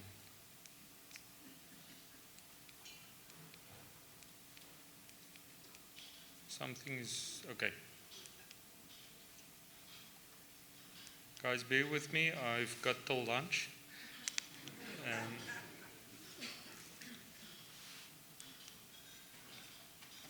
The slides is not, this thing is not reacting.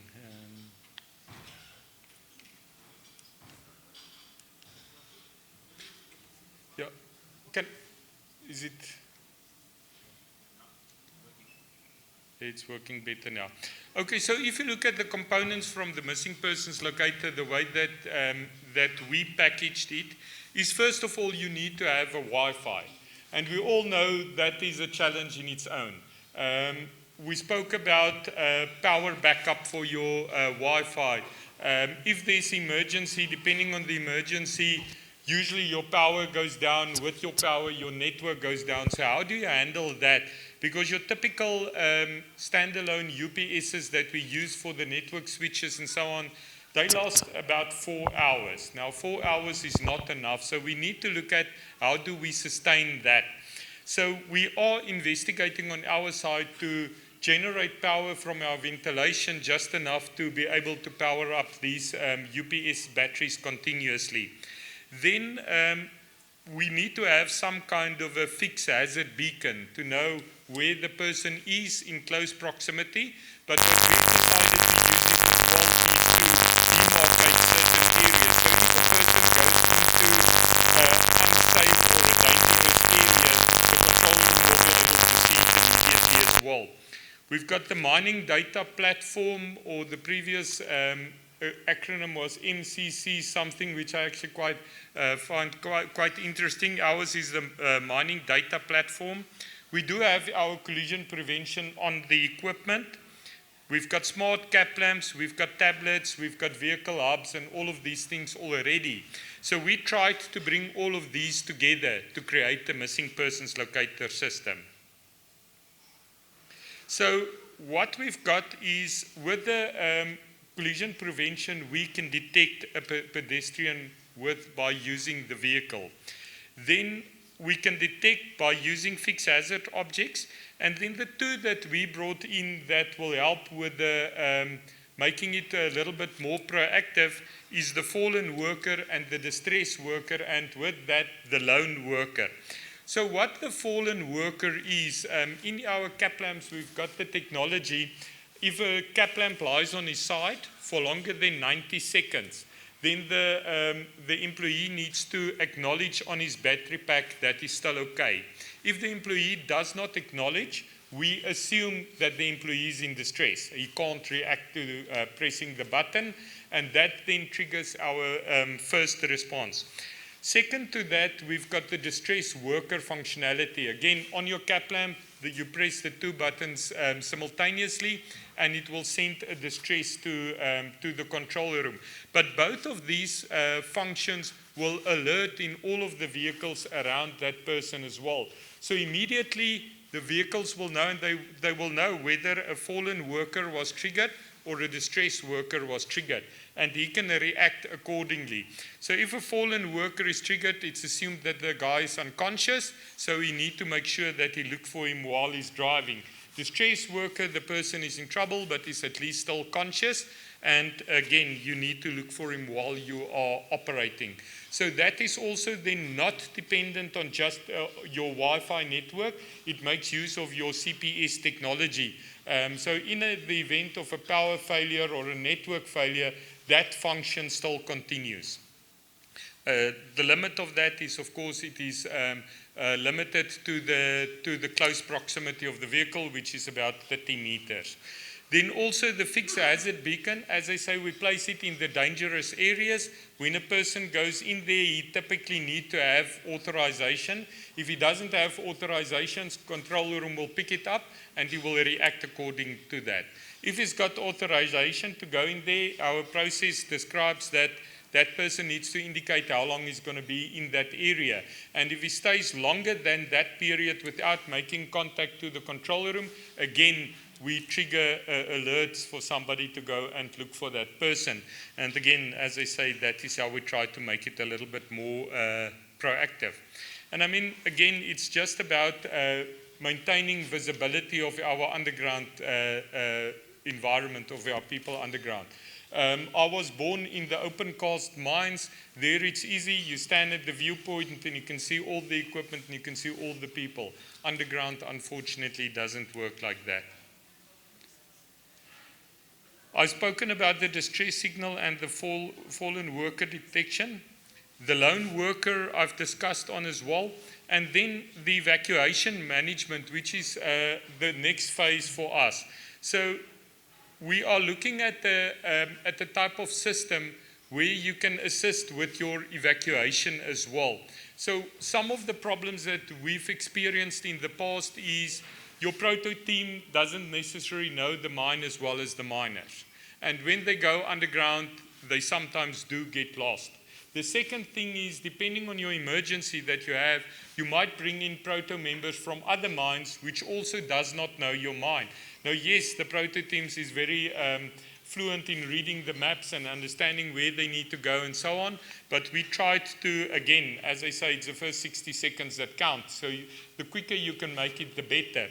So with the evacuation management that we are working on, first of all, we are working on a system which is pretty much like Waze, but it's for underground. So you put in the destination, and it will give you an underground map in your vehicle and show you where you need to go. So there you can put in a fixed location like a workshop, a cubby, a rescue chamber, or whatever the case may be, or you can put in an employee's name or a piece of equipment's name, and it will direct you to the last known position of that person, which again helps a lot in the sense that if I go missing and they've got my last known position, at least they can go there, and the chances of them finding me quicker is higher. But then also, it helps you to kind of categorize your emergency. So if there's emergency underground, of course, I need to be able to account for everybody. So the people that's on surface, we know they are safe. If there's people in the refuse chamber, they are safe-ish, at least in the refuse chamber, and the refuse chamber should be life-sustaining, so they've got some fair amount of time to survive there. If there's people moving towards the refuse chamber, at least you know they are not trapped and they are en route to the refuse chamber. The people that you need to worry is the people that stay in one place without moving, because typically they are trapped, or the people that doesn't move at all. So it can be a question of your network being down or something like that that indicates that the person is not moving, but it can also be that the person is not responding, is unconscious, or whatever the case may be. So when you've got your emergency as part of your top, we will of course first focus on the people that's not moving. Secondly, you will focus on the people moving towards the refuge chambers. Then you will start to evacuate the refuge chambers, and of course, hopefully everybody is safe after that. Okay, so you know when you roll out technology, you always talk in phases or in layers. So when you don't deliver on your deadline, you can always tell your boss, no, it's in the next phase or in the next layer, then you buy yourself some time. But what we did is we called it Missing Persons Locator 2.0, the situational awareness platform. And we said at layer 1 is your positioning, your tracking of the person, and that is done by the smart tag in your cap lamp. Then if you go to layer 2, you look at the condition. Is it a fallen worker that was triggered? Is it a distressed worker, or is it a lone worker? Or is it the emergency that was reported to say there's a fall of ground and Willie didn't pitch up at any refuge chamber and we are looking for him? So at least you know, you've got a better idea of what you are dealing with. Layer 3 is in the interaction, and that is the proximity with the vehicles. As I say, that is dependent of your network. It is your signal with the vehicle, which is about 20 to 30 meters. And you can then drive around with the vehicle, any vehicle, because all of them are fitted with collision avoidance, and you can start to look for the person, and as you get closer to him, obviously will start to show up on your screen. And again, I can't emphasize enough, that is without using a network. If you have the network with the network beacons and all of that, and we assume the network is running during the emergency, of course you will be able to pinpoint the person with much more accuracy. And then layer 4 is where the control room comes in, and that is then the response. So based on the condition and the interaction from the vehicle, the trigger action and response plan will be used to determine on how they will respond.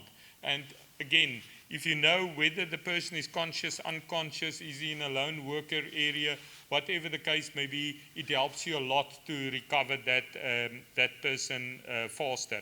So what we summarized and what we took out of the legislation is missing persons locator is not just tracking the person and understanding where his last position is. The intent is to get to a person quicker to provide assistance, so it's to eliminate the uncertainty within the first 60 seconds. Okay, so I did speak about the Mobilaris system and why it strengthens the missing persons locator. So it drastically reduces your time to find a person and to actually send assistance to them, because as I say, we all use Waze and Google Maps on our way here. It will show us the traffic, it will show us all of these type of things. This system has got the intelligence built into it to show you the shortest route. If there's a truck breakdown or a drill breakdown in the route and you can't get past, it will show you an alternative route. So again, it's just an add-on to missing persons locator to speed up the search process. I promise I will teach you how to press the buttons for the next session. Okay, then just as any system, you need to visualize this information as well. So we've got the 3D map data, but also a data dump of what we can export for the people to use in their roll call and so on as well. So what we also supplement, and I like the Harmony discussion as well, that says we are building all of these on top of each other, and we are not using the supplier to build these building blocks, because then you are tied in with him. So we followed the same approach. But what we did as well, we are busy with a very nice project called the Mine Orchestrator, which is an integrated planning and scheduling short-term interval control process that we are implementing. And we are piggybacking on that software as well. So you can see visually in 3D where the person is supposed to work and where he's working. And how does that help you in emergency? Usually if it doesn't work where it's planned, we all know planned work is safe work, so the risk is already bigger if he's not working where it's not planned. But again, you've got then the control room team that can monitor that as well, and because you've got visibility of where all of your equipment is, in the event of emergency, you will pick up the last known position much easier. This is just some more reports and maps. What I've tried to do here was to map our approach to the Mine Health and Safety Act and the intent of the legislation. So I've broken down the intent of the requirement from the legislation, our compliance mechanism, the evidence, and the risk is absent. And I don't expect you guys to read there. I'm sure the presentations will be distributed. But there you can go through and see how it actually complies to the legislation and support the legislation. And then on the other side, I took our concept of the Missing Persons Locator 2.0 model, and again, I've mapped it back to the regulation coverage and the risk if it's not present.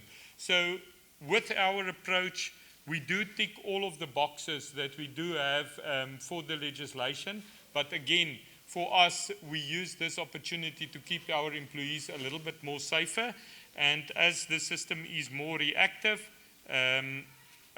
we try to make it a little bit more proactive as well.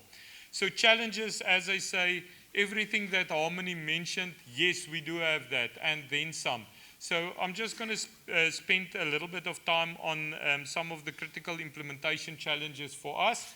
The first one is the smart caps, the technology readiness of the smart caps. We rolled out version 1 of the cap lamps, and we had a lot of issues with the cap lamps, to the point that we actually revert back to our previous cap lamps, and we withdrew all of those cap lamps, and we sent them in for upgrading. So the good thing about it, the technology in terms of the Missing Persons Locator was working very well. The problem is when we had the cap lamps in the test scenario and so on, the batteries were lasting more than 1.5 times a shift, so it was more than sufficient. When you start to use them underground and you go past all of these beacons and so on, the system pulled much more power than what is expected, and we ended up with batteries only lasting a shift or maybe an hour after the shift. So we redesigned that technology, and we are busy testing the first set of the second generation of the cap lamps. Cap lamp delivery and supply chain risks. You won't believe it, but with the war going on, we've already starting to see delays in the delivery of the cap lamps. And I mean, it's still early stages there, so it's already producing a risk for us in making our timelines. Underground network installation challenges. There's heaps and heaps of that. Fiber damages, redundancy routes, Wi-Fi switches that don't last, power, just some to name. But what we've also realized is typically your switches is a run to failure type of item on the mines. But what we said is our main distribution points and our active working areas, we've implemented a rotational cycle out of them. So you typically get between 3 to 5 years of a switch working underground. We switch them out now every 1.5 years deliberately. We don't waste them. The switches we take out there, we use in non-critical areas, so it's not a waste of time, but it's just a way to improve the reliability of the switches and the Wi-Fi units. Integration and commissioning complexities. As mentioned earlier as well, the integration is a pain. And one of the big things as well is we have identified that if you have too many of these systems in an area, the signals start to interfere with each other. The way your tunnels is shaped interfere with the signal. How much steel you use for reinforcing has got an impact. So there's a lot of variables, and yes, we try to have a cookie cutter plan for all the areas, but you guys know better than me that mining is not using a cookie cutter, so it never looks the same. Operational adoption and risk.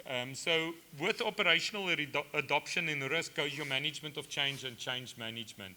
That is, to date, one of our biggest challenges as well. We are all good at focusing at the technology to support the problem, but doing the change management and the management of change and taking our employees with us, we sometimes lack in that. We think because we know what the problem is and we know how to resolve it, and this is the best way to resolve, that our entire workforce will understand that. And I mean, it's something that you need to explain to them, and you need to take them on from the word get-go.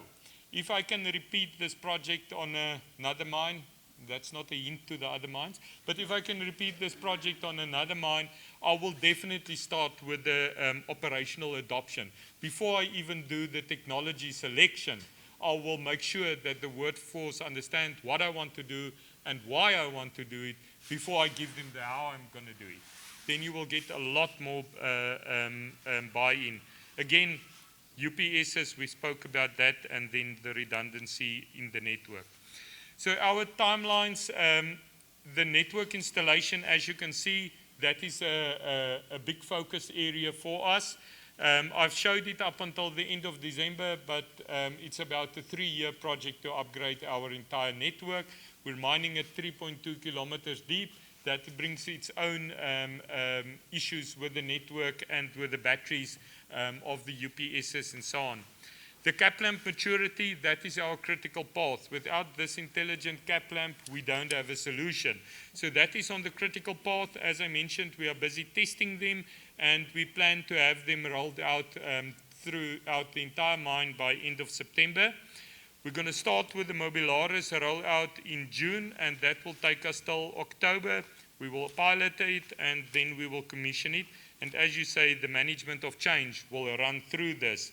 And we all know John Doe means that it's an unidentified deceased person, and we hope with this that we will never have a John Doe again on our mine. And I think this is why we are all doing it, for the miner to go home safe to his family and his loved ones. Thank you.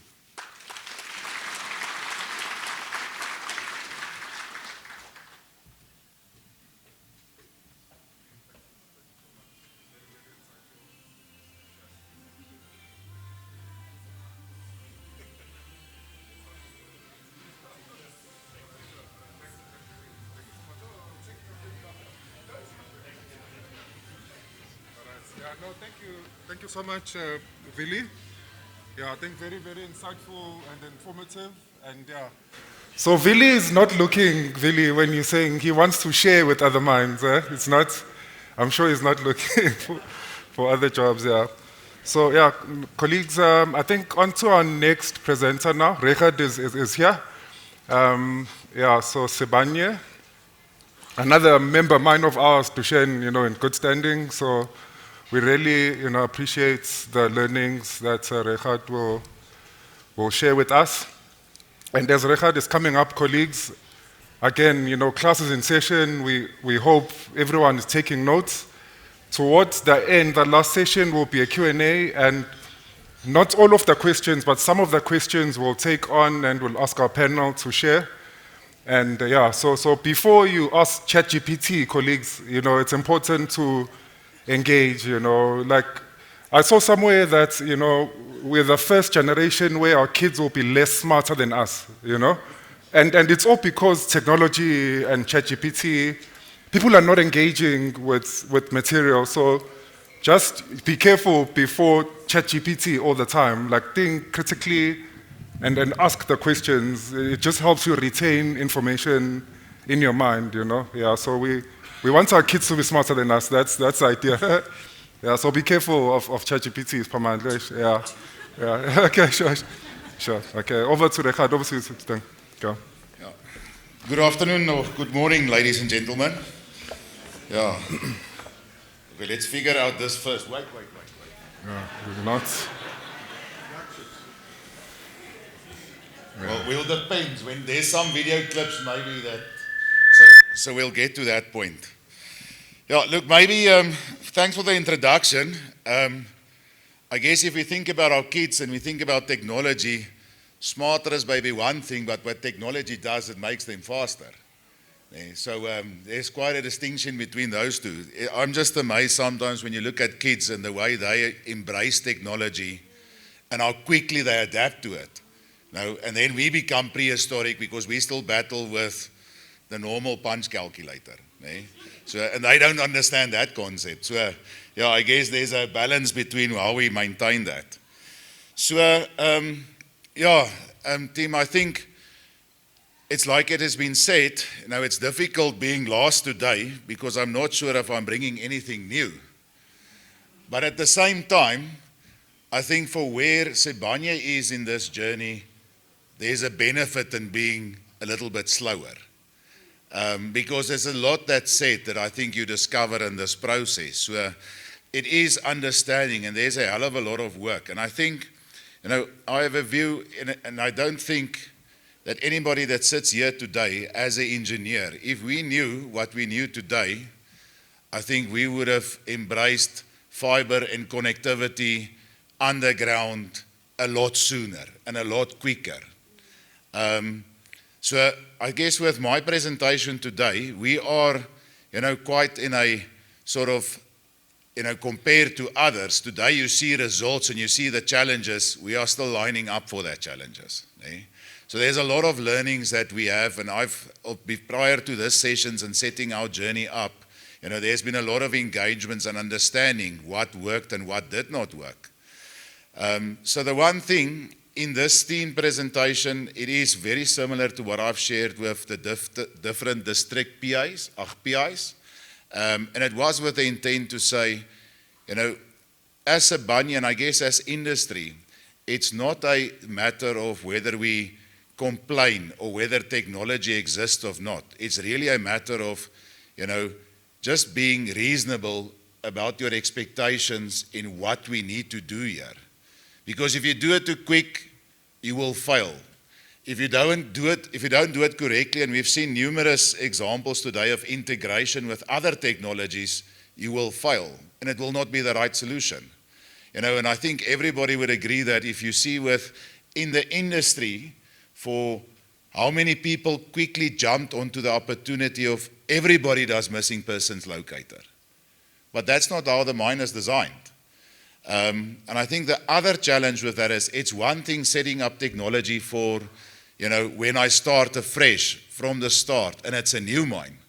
But when you need to go into an old mine, and Sibanye owns a range of anything from 80 years old right up to 40 years old, to go and retrofit technology in old infrastructure is a challenge. It's not easy, because everything needs to change with it. So today, you will probably pick up the theme is a little bit of, this is what we need to work through, but I can say that at least we fully embraced, and it is the way to go.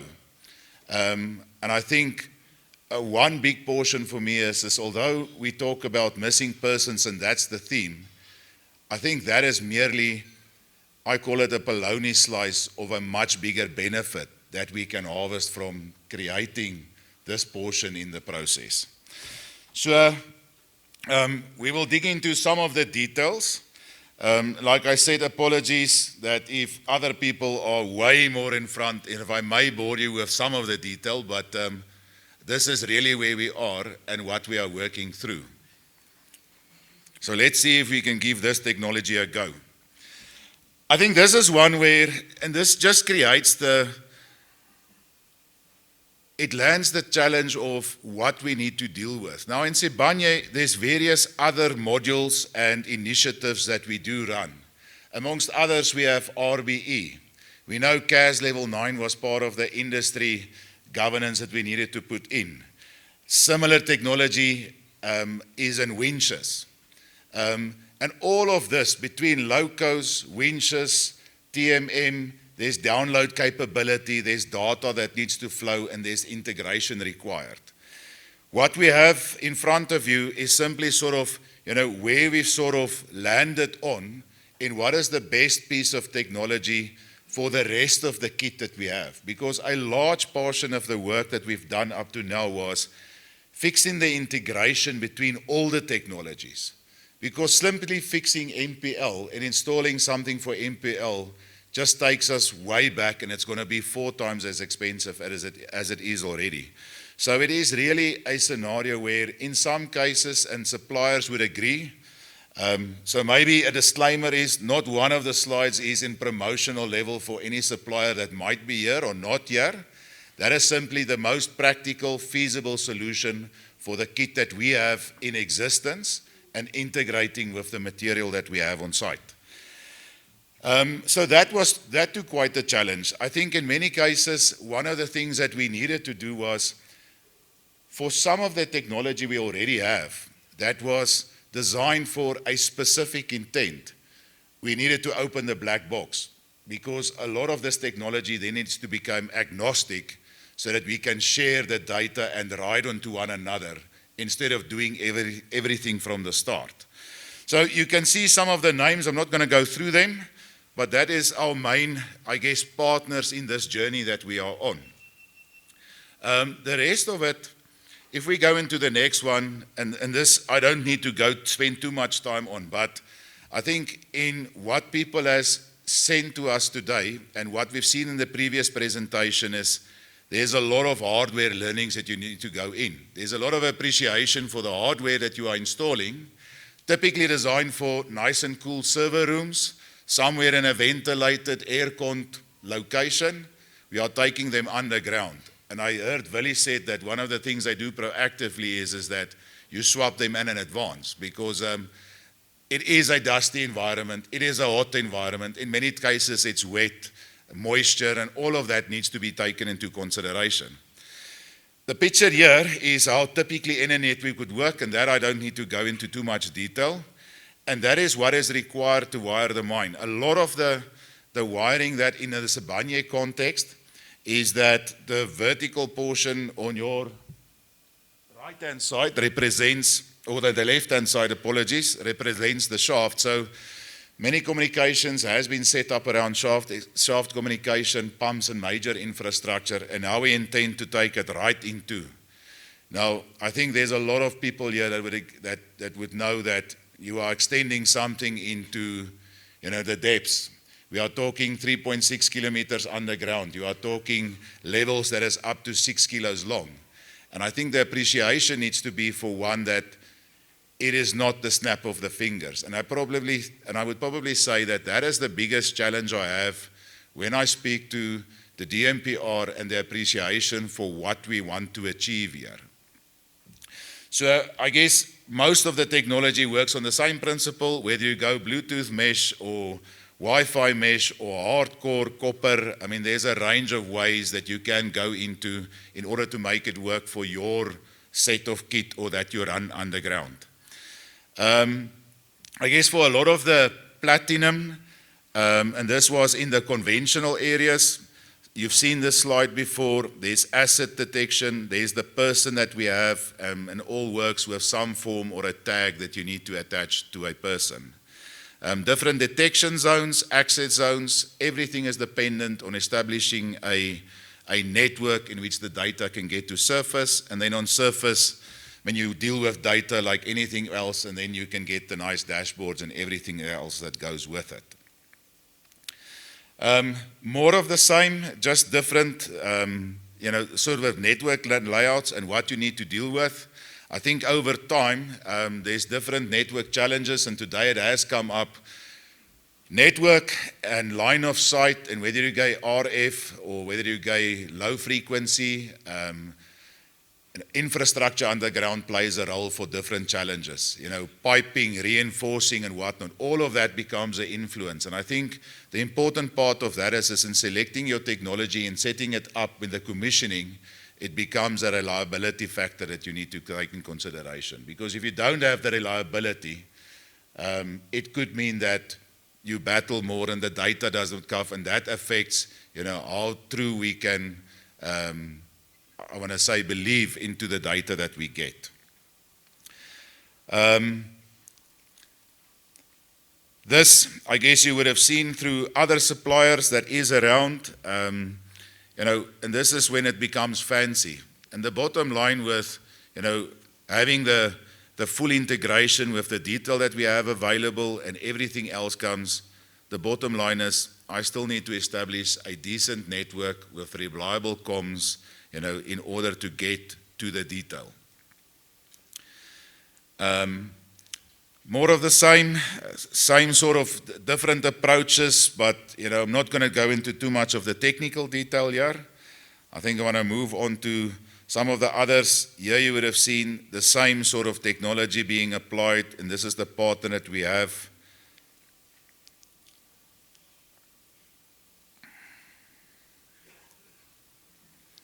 And as a matter of fact, I think I even saw some of it in one of the screens here. So, yeah. So let's go past that one. In gold, and this is where we are. So as platinum, as Sibanye, we are two different regions. We are on two different stages of setting up a mine. There's also two different components of what we have. The important part is and there's a slide on it later, we've divided into phases. You know, in the gold space, we are pretty advanced when it comes to lamp room tagging and lamp room tagging, and we've changed that tag to talk to the same language. And the first prize there is, or the first approach there is, we will have handheld tracking taking place, because that at least gives you the first part of mechanism. I'm going to make a statement later when I have on, I guess, a challenges slide. So this is where it really becomes, you know, in our world, you know, how challenging it does becomes. So, you know, it took us a year to sort out full integration with what we needed to do, who we are partnering of, what is the best sort of piece of equipment to have all of the integration completed.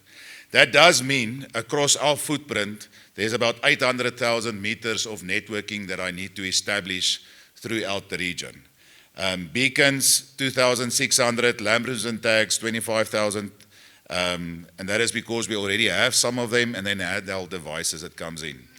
I think one of the important stuff here is that, you know, in my opinion, it is where we also need to consider it's still an operating business, and in order to make it work, it comes with a very large capital component to it. And that is just the capital component if I take it for where we are at the moment.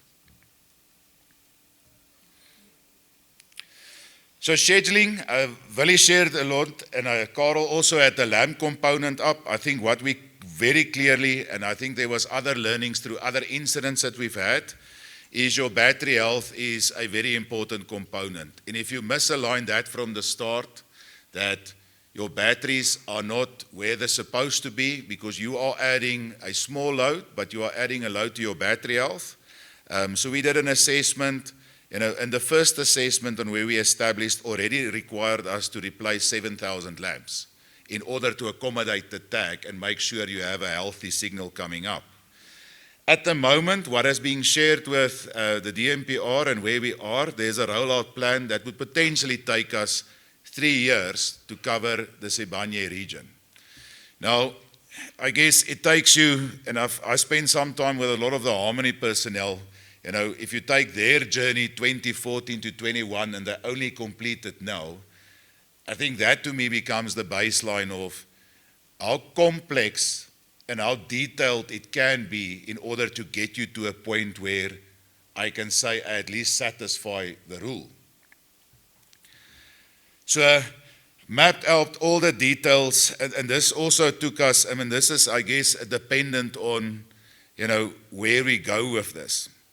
So we've devised it into a process that seemed to be generally accepted, that phase one, everybody, if you go read, and this was from, you know, one of the inspectors when we had a session, it is one, we can never forget, we still have an administrative system, gang cards and controls and whatnot, that should in a form, you can design that with a different reporting system, that you can get back to where the last known location could be.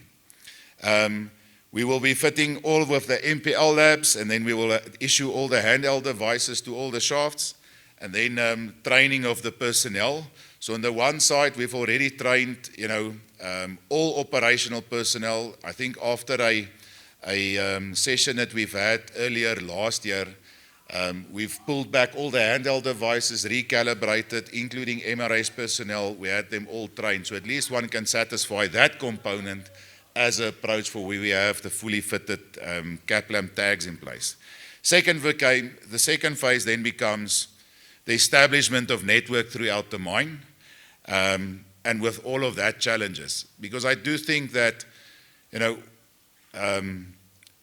the appreciation for 800,000 meters of cable that needs to go in an operating mine, you know, does have its own risk component. And if you don't plan that well, you know, it's also not going to be a success. One of the things that I picked up in some of the discussions that we have, it is quite an investment to be made. You and everybody is for the technology. But when you're operating mines and your life of mine becomes less than, in this case, I have a 3-year installation period, but, for the investment to work, 5 years, becomes sort of a challenge. Do I invest that 50 million or not? And it's not to say that we don't want the technology. It's not to say that we all want to safeguard the person, but it becomes a discussion that we need guidance on. Now, to date, I have not received the guidance. There is like a general high-level acceptance to say, well, if we have an administrative thing, but please don't take that to say, well, that has been agreed to. I need a formal written thing. There's some other rules around it to say, on the day of operation, if the system goes off, do you pull people from underground? Does that become the rule? Half of the system off, or when a tag goes off, is that person still allowed to be underground? And I feel like the legislation is quiet around that in this case. And then there is areas that are still left open for interpretation, I feel in the legislation that really needs to be drilled down into a component. I think the last slide I have is really just a summary of, in my case, when I have spoken to the different departments and what we have, I think the installation is probably the biggest challenge we have that informs the timeline that I have. It is one that over one hell of a footprint that we need to get the fiber in underground in an operating mine. If you want to work that out, and there's various scenarios we played with. Do you go weekends? Do you take out? But the problem is the effect of the business and the risk that you run when you do some of this work.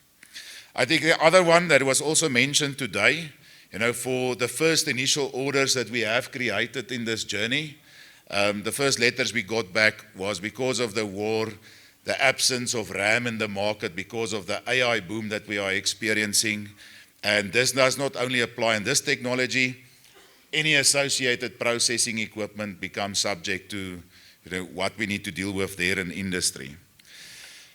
I don't want to go too much in financial strain, because please don't take this as, it is a burden. It is a financial burden. But I think in the business, if you are allowed to spread it out in a reasonable manner, it would be something that we can accompany the business, because without the business, we also won't be sitting here today. And then I guess the one thing that is still stuck in my mind is that, if we think for once that, and I guess Carl has shared a lot in their learnings and the upkeep of the system.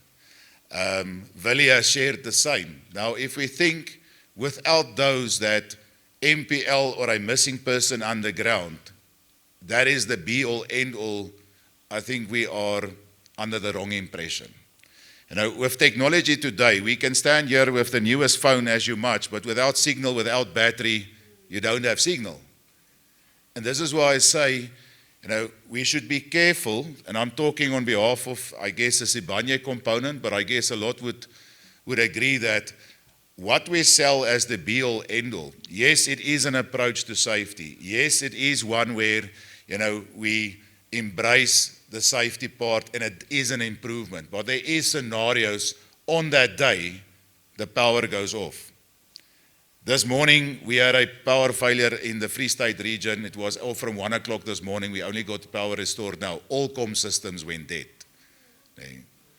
So those things do happen. And then the design part that was mentioned, your backup system, your backup power, is this connected to a sole source, an independent source? And all of those design criteria then makes this quite a complex scenario that you need to deal with. So it is not easy.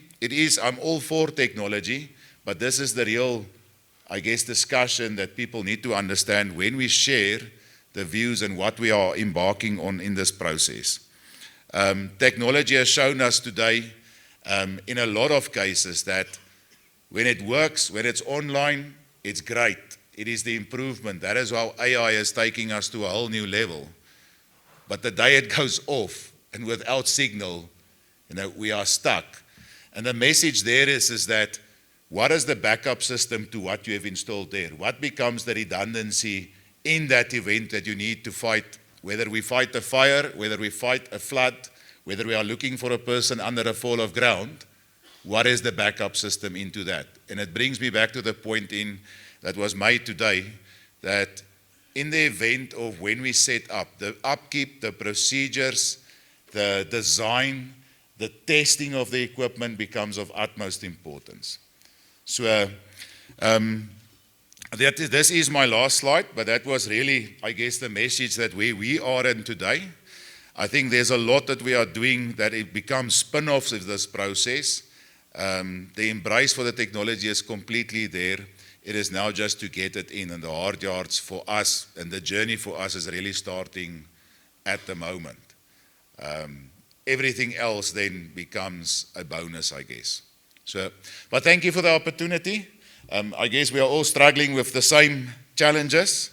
And I don't think, when we have different discussions, it's one where we need to remain silent and how challenging it is. I generally think that, in some of the engagements, there is different impressions, and I also think there's maybe some skewed impressions. To suppliers, I guess I have one message today as well as this. There is stuff that I've picked up in industry where people sell it as the be-all, end-all, and we must be careful when we go into that direction and give that type of message to the wrong individuals in the industry, because that will really make us, and that would hurt the industry bigger than where we are at the moment. So the appeal really is, and I think today through a lot of other conversations, was that the need for days like this in the interaction and the platform that we are creating for this becomes so valuable, because as an industry, we can then choose the direction and influence the direction of where we would like to go as responsible engineers and miners into the industry. Thank you very much.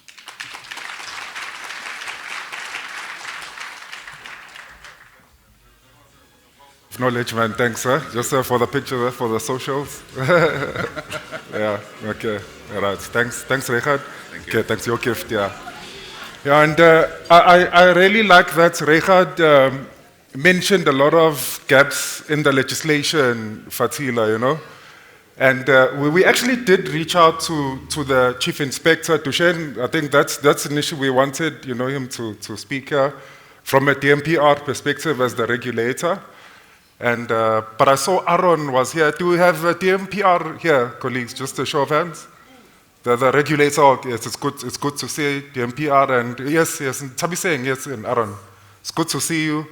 So that we just take those legislative gaps through MREC, Fatila, and see how we can sort of improve on legislation, more regularly. It doesn't have to be 5 years or 10 years. I think we can be a lot more responsive now, even in our policy changes, colleagues. Yeah. So I think as we wrap up this first section, of mining employers, I think our colleagues, everyone here is very, very important.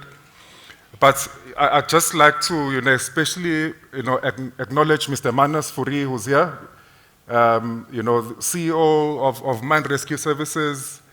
I think, with the Kappa, Manas, the work yourselves and your team went through, and all that coordination and resources, I think it was mentioned even at COSAFE yesterday, I think, by the Chief Inspector, that, it's really, I don't think we sort of acknowledge and understand the sort of difficulties and challenges you have to go through, So maybe just a round of applause, just Manas, everyone, yeah. I think it's very, yeah. It's very good, I think, to acknowledge that work that you continue doing as we talk emergency preparedness, Yeah, so I think a very, very important section of the program now, without people, Madam Naledi Tsipane, my comrade Naledi is here to speak now.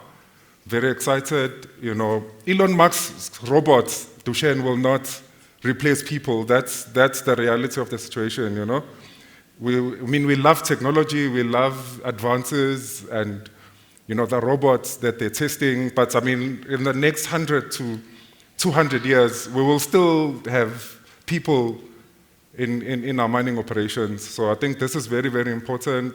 This is essentially what we're here for, the people and, organized labor and making sure that the interests of people are also taken care of. I think so. With that, I'd like to then invite Madam Naledi to share, a perspective of organized labor and unions and how they feel about. Yes, yeah. If we can please, yeah. Yeah. Okay. Yes. Okay. Yeah. Well, yeah. Okay. Yeah. Okay. All right. Thanks, madam. No? Okay, sure. Thanks.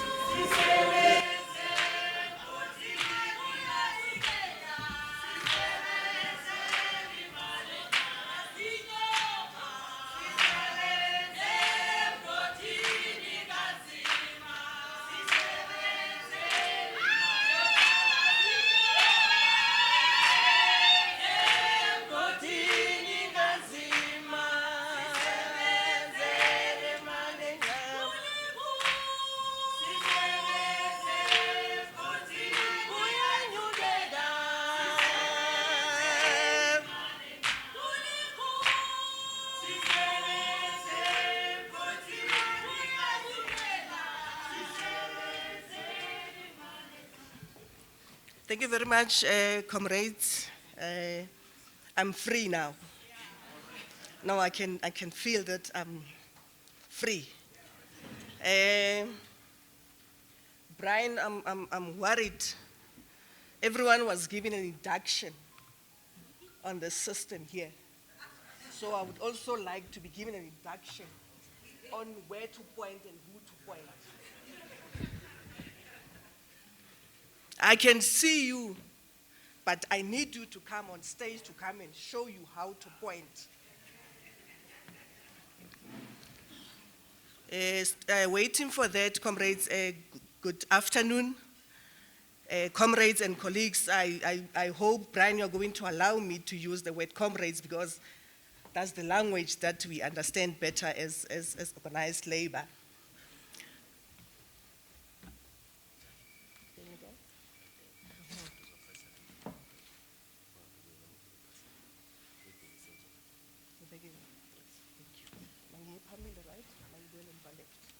Thank you so much.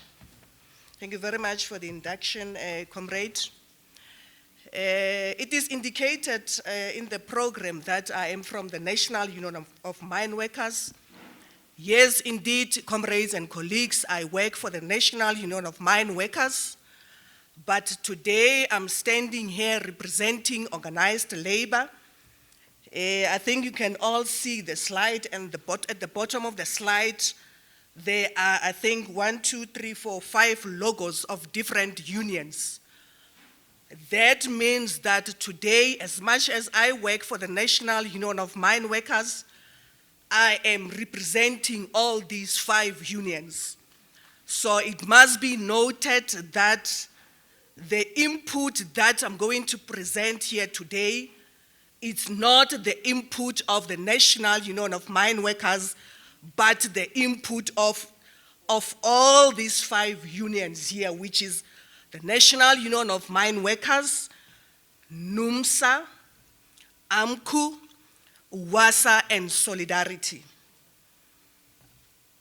And thank you so much, Brian, for the invitation. Indeed, we are here for people.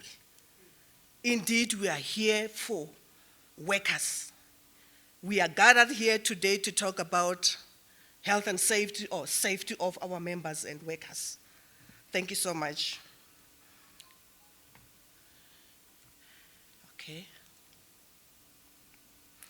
The context and purpose of the missing person locator is to ensure every worker returns home safely, to address the risks in underground and high-risk environments, strengthening emergency response and capability.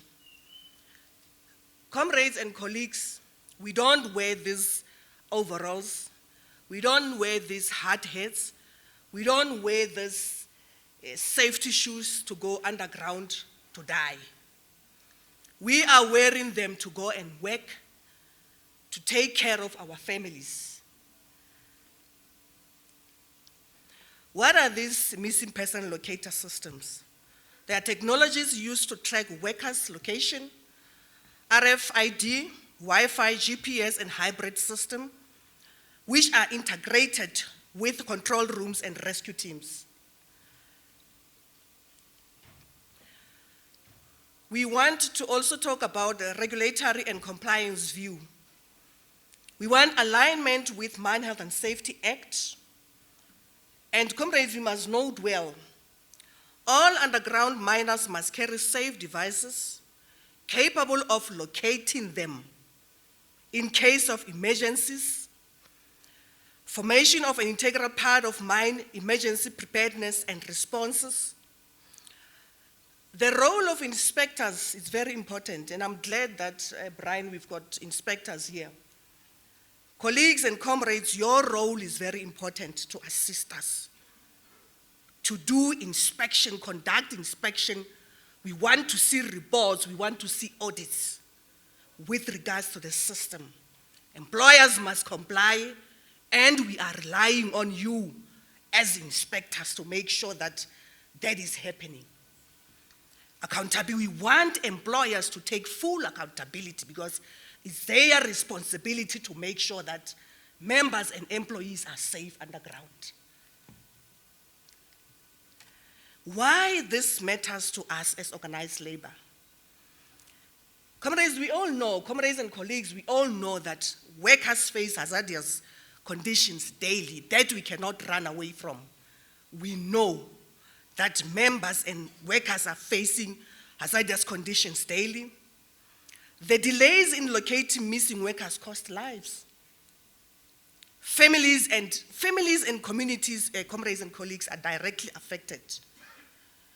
And I want to emphasize this, colleagues. I think you can see that that is in red. It's not us who are saying that. It's a constitutional imperative. That is Section 11 of the Constitution of this country that states everyone has the right to life. And that is the main reason why we are gathered here today. We wanted to make sure that every member, every employee is safe. This right, comrades and colleagues, is fundamental and universal. Hazardous conditions. The main responsibility to protect and safeguard human dignity rests with the state. Both the state and the employer have the responsibility to protect bodily integrity, protection of injury and occupational harm, human dignity. Lessons learned from the past incidents, impact on historical disasters. This highlight institutional and technological gaps. And comrades, like we all agree that there are gaps, and that is why we are here today. We are here today to join hands as tripartite, which is state, employer, and organized labor, to make sure that we close those gaps. The need for effective communication. I mean, Fatila, earlier in your address, you spoke about effective communication. As organized labor, we are emphasizing that as well, that let's have effective communication.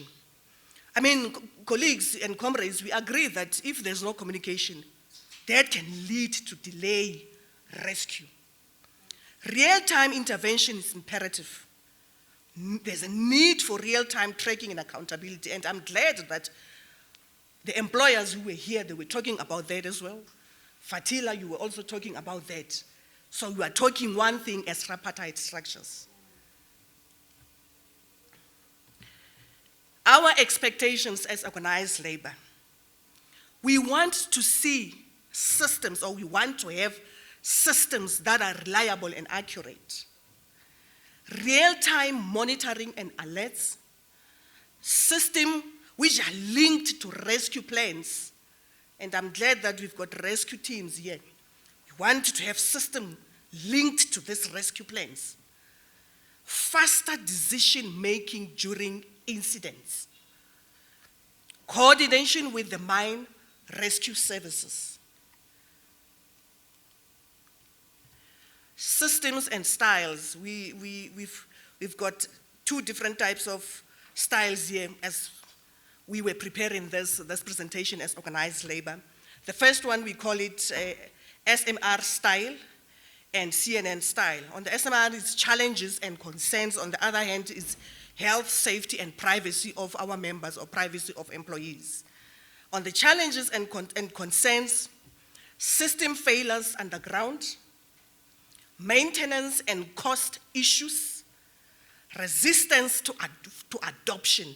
And on this one, colleagues and comrades, resistance is not only on other employers.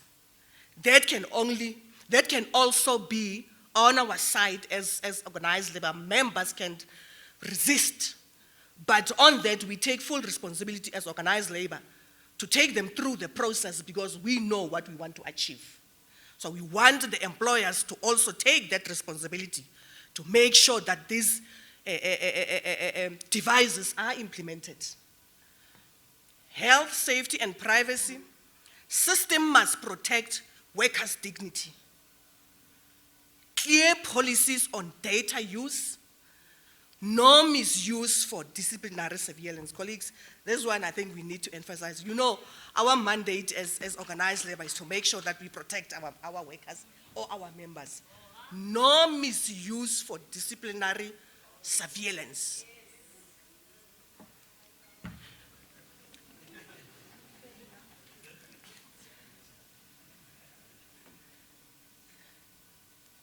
It's blank on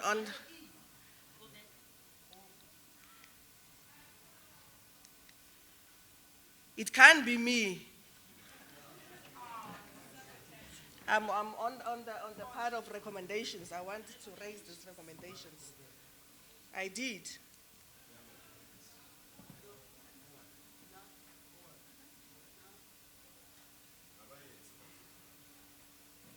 Surely you can do it from where you are. And I know maybe why is this happening because I was talking about a very important issue.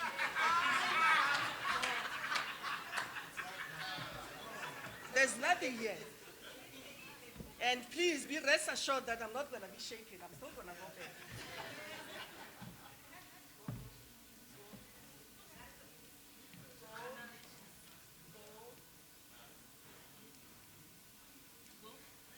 I'm pressing.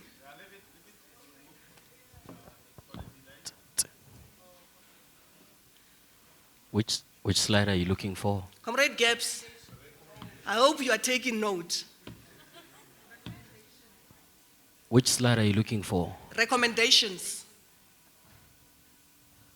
There we go. Is it showing? Okay. But la ayikho la, hayiyo mo go nna mo.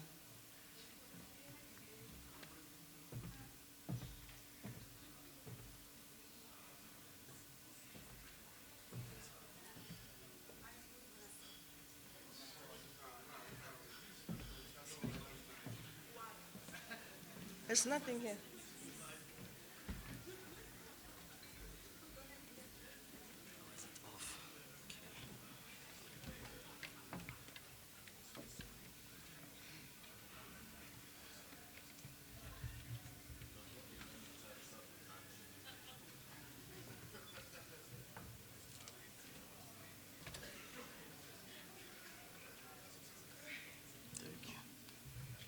Why was it off, if I may ask? I don't know. Technical issues. Okay. Thank you very much, colleagues and comrades. We can continue. The recommendations from us as organized labor: mandatory implementation across the mines, mandatory implementation across the mines, regular testing, calibration, and auditing, joint oversight committees. Workers must be trained on systems, and I'm glad that every speaker raised this issue of training. So we're also saying members and workers must be trained on the systems. inclusion in design and implementation, continuous feedback mechanism.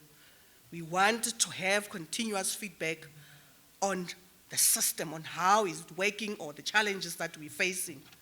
Can I now press? In conclusion, technology is an enabler, not a substitute. Culture of safety remains critical. Shared responsibility, employers, organized labor, and state.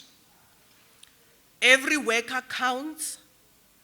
Locator system saves lives.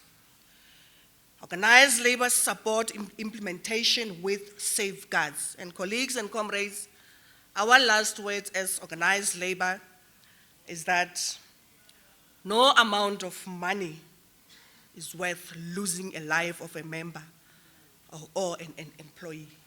Thank you so much.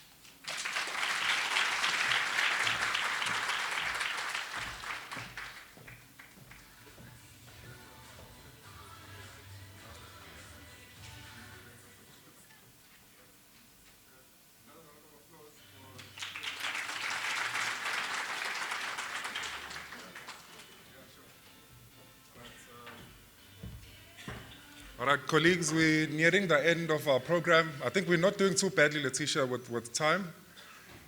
So a very, very important, the best for last, Letitia, like we agreed, right?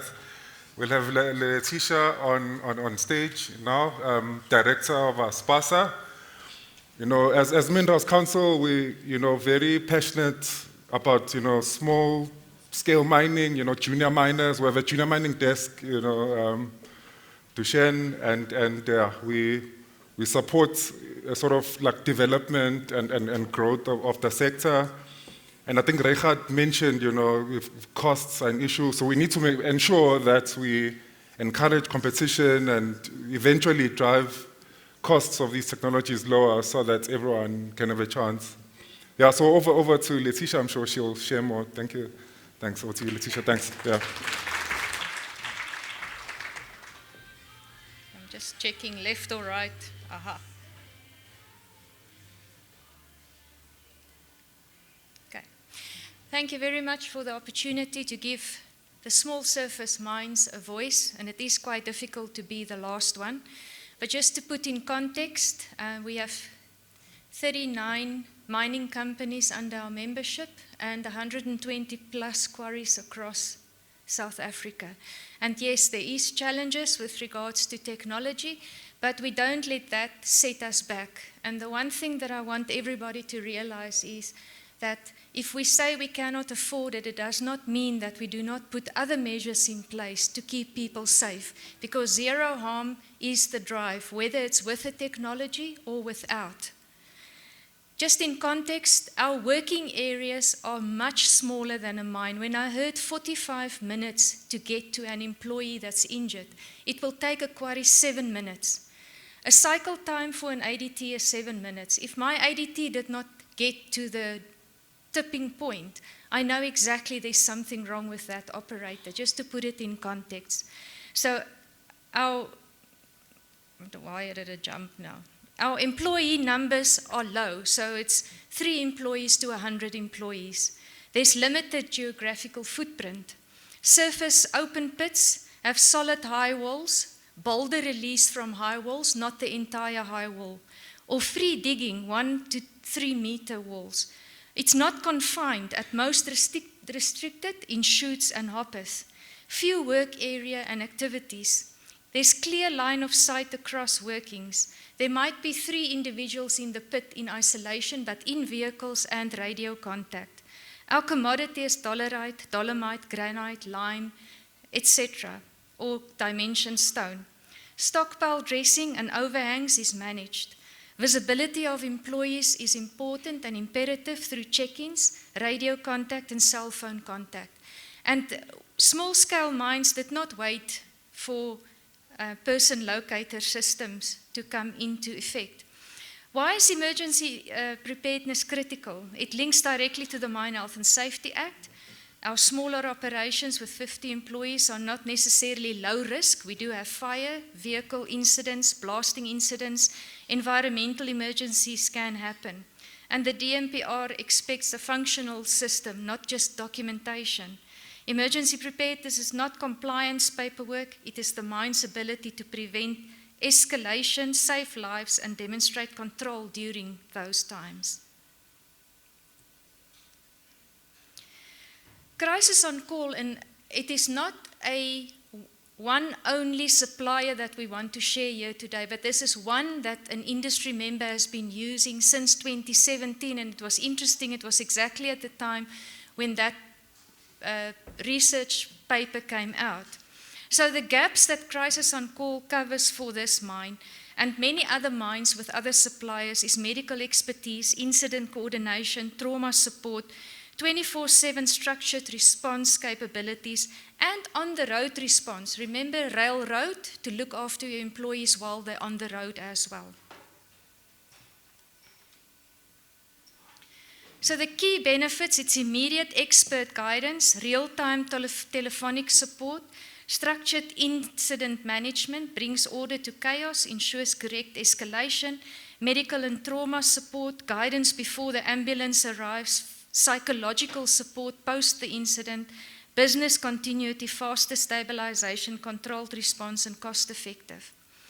Practical examples, operator rollover in the pit. So the supervisor secures the scene, calls crisis on call, receives instruction on stabilizing the patient, ambulance dispatched with correct info, incident escalated properly, the family communication managed professionally, the outcome controlled, compliant, no escalation, and quick.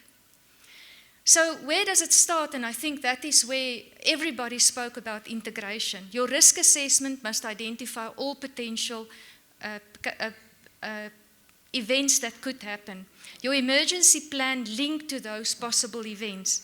The training on the emergency protocols. The equipment that you need to be able to handle those specifics. And then external support to add on to what the company does not have.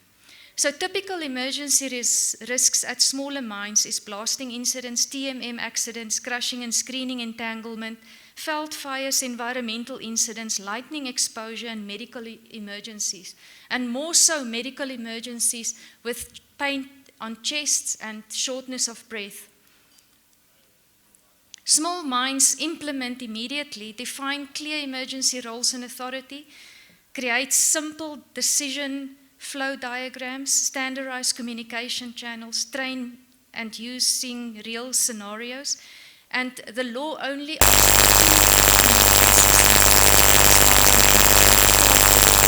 to make sure that the people are, and your outside resource can come to your emergency in the agreed time frame. Establish external support partnership, test the system, and ensure documentation to match those. Small mines, insurance, and you have insurance on equipment. So you need insurance on people, but not just RMA insurance. What about those individuals that travel and that has no medical aid? So the services that includes on crisis on call include chronic conditions response, the road and rail support for your truck drivers, because most of our companies also have truck drivers belonging to them. There will be an armband link to follow soon. They do have an armband, crisis on call, but it's not GPS or LTE or what's all those fancy things in place yet. There's an app for tracking location, so if I'm driving from here for work back to my house, it can be tracked. And there is also an emergency button on that app. And soon to be added benefits that I also want to share, that we must not forget there's other items also required in small-scale mining. This system can also add a funeral benefit. It can also grocery savings, where you can save 11,000 Rand per month on your groceries, looking after the overall well-being of our workforce. It can also do post-crime support and trauma management, telephonic legal assistance, and then value vouchers. If you as a company want to give Immediate recognition, you can use that as well to give them recognition. And now it doesn't want to add. I think everybody likes this one a lot. We all want recognition. Can you move my slide, please? It's stuck this side, just to the next one.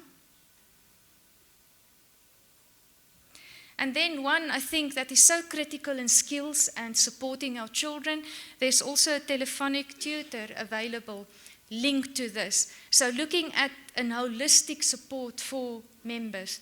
So small-scale mining is not that backward when you look at what we are doing. Although we don't maybe have person locator systems, but we do things to protect our people and look after the overall well-being. Hey, it does not want to move this side. Can you go to the next one? So I think in a nutshell, risk assessments, identifying the emergencies is critical. Identifying the controls and testing those controls with drills. What can the equipment do that you can implement? And things that we have to answer here is, can it work in water? If I know the ADT went down the pit, we won't be able to determine the exact location, but the last location. That is critical to understand. Can the person locator system be detecting under sand or aggregates? It cannot. It will only give you the last location. So rather have something to know last location through line of sight and communication. Understand the technology and understand the necessary controls. And understand the operational need in line with the requirement. You just go to the next one. It doesn't want to move.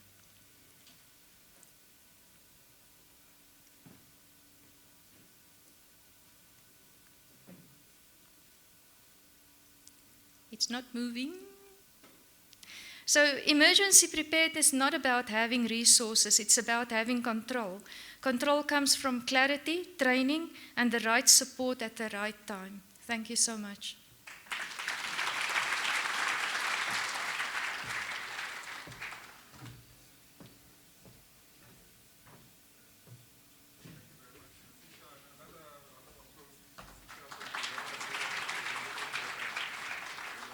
Thanks for the picture. Awesome. Okay, thank you. Thanks. Yeah, colleagues, I think we've reached the end of that section. Thanks to all speakers. I think we're just getting ready now for our last segment, which I think is probably the most important for us. We're all about solutions, so we'll ask that we take a 10-minute break. And then I'll just ask our speakers and presenters to be ready to come on stage. I think that's where the test is maybe, yeah. Yeah, but the idea is to, take the questions and respond collectively. It doesn't have to be a question directed to Fatila or, So we take the question and then as a collective on the panel, we then just engage, have a discussion. Because I believe that's actually where the solutions and recommendations and way forward will come from if we have that interaction, and we obviously don't have all the answers, but where we can't answer as a panel, we certainly go back and we make notes, give a report, and then take it forward, because success for this workshop, Dushen, are those questions and answers, and then recommendations then we need to make to whoever we need to make to, whether it's government or the OEMs, technology partners, so that we have a way forward. It's not just a talk shop and a nice lunch. We have some action going forward. Yeah, colleagues, I think on that note, can I ask then we take a 10-minute break and then we're back here maybe at 12:05. And then if I can ask the venue just to set up the chairs and then the presenters, please, to just come to the front so that we have that quick session and we close it off. It won't be long. We won't take too many questions. Thanks, colleagues. Thanks. All right, colleagues, thank you very much. As I said, this is the last and probably most important section, of the program, where we look at having a bit of interaction. We don't want this to be just a one-way where people are speaking.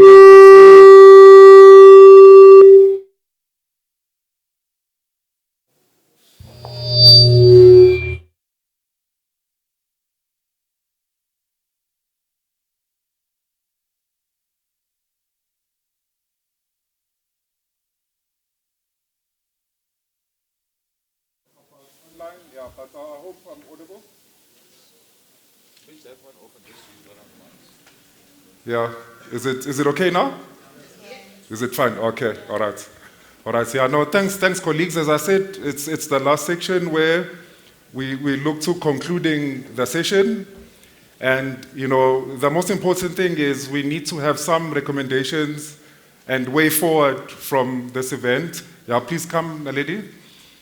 And, you know, we're inviting now questions, you know, having heard Nomvula explaining the regulations and where we are from a compliance perspective.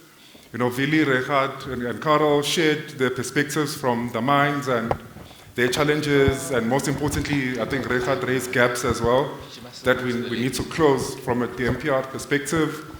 You know, Naledi shared also passionately, you know, about the experience of workers and what the expectations are, and, you know, not to use this as sort of an abuse tool and so on. I think we do this responsibly, you know, for the benefits of all parties involved. You know, I think Letitia also shared, you know, their perspective from SPASA and you know, member mines, you know, junior miners, small-scale mining. We're very passionate about developing that sector of the economy as well. Yeah, so colleagues, I will just invite questions now. And, you know, bearing in mind that the questions are to find solutions, you know. And as a panel, we'll respond, you know, collectively. And if there's a particular panel member that, you know, wants to respond, we'll take that, and then we take it from there. You know, I hope we have many questions, but because of time, obviously, maybe we'll just start with 3 questions for now, and take it from there. So the idea is to not spend more than 30 minutes on this session, and yeah, we'll take it from there. Any burning questions or any colleague that would like to, you know, ask our esteemed panel? And then I see a hand, Aaron, the MPR, a hand. I see a hand in the front here as well. Any takers on this side? Maybe a third question, so we do a round. Okay, thank you, sir. And then Akani is helping us with the microphones, and Pumi on that side. Pumi is close to Aaron.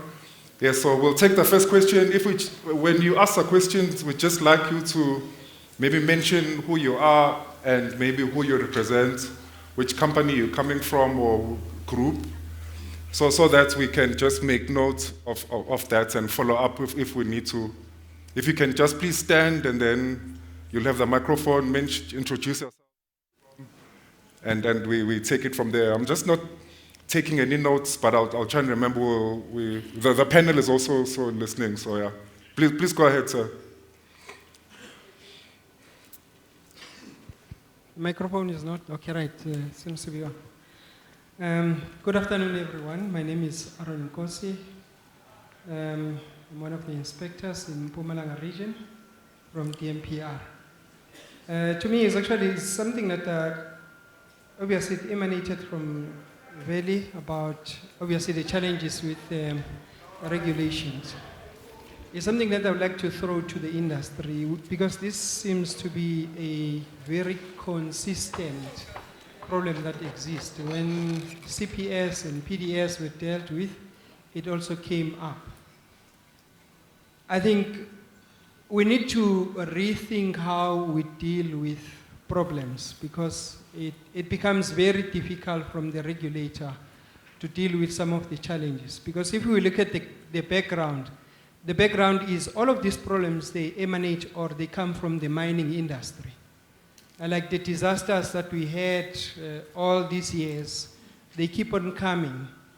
And when the solutions were developed to solve the problem, and there was nothing that was raised during that time, and it becomes regulation, then when it becomes regulations, we normally see a number of problems that are occurring, like what about the life of mine? What about the size of mine? Can we afford this? The cost, let me say, of this, which is actually a big problem, which I think as an industry we need to rethink about this. Because Why did we end up here? There was fatals that are happening. We are losing lives. So something needed to be done.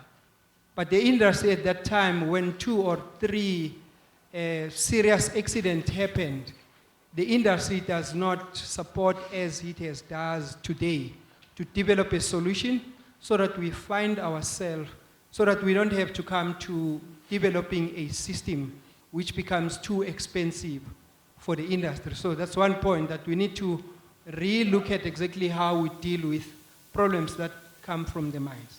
The second one, when it comes to funding, or how much that is let me say, systems that are put to the mine, we need also to rethink about that. Because if I look at the support that is here, what is preventing the industry from developing a system, if we need it, a system that will be funded by all the companies involving the local, let me say, a university? Then when you fund that, it makes it easier and make it cheaper and more affordable from your side. But to try and solve it when the system is already there and the price are already there, it makes it extremely difficult.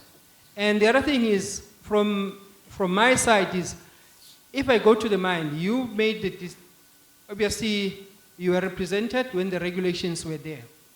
And then when I have to enforce that, and somebody tells me that I have maybe 2 years to go, how do I deal, how do I balance that and say, okay, right, I will allow you to operate without the system and risk that somebody will die or will never be found at that particular mine, and also the cost. How do we do that? See, it makes it very difficult, but I think let's try and be more proactive and try and participate. If we can do this before any laws come in, it will make quite a big difference, and it makes my job much more easier. Thank you very much. No, thank you very much, sir. I see it's more of a comment than a question. I'm not sure if anyone in the panel would like to respond. Letitia, okay. All right, Letitia, we'll take that. Okay. This one on. Thank you. Sorry, Letitia. Yes. Can I ask that maybe we take 3 questions and then, yeah, but we'll keep that for Letitia. Yeah, next question, please.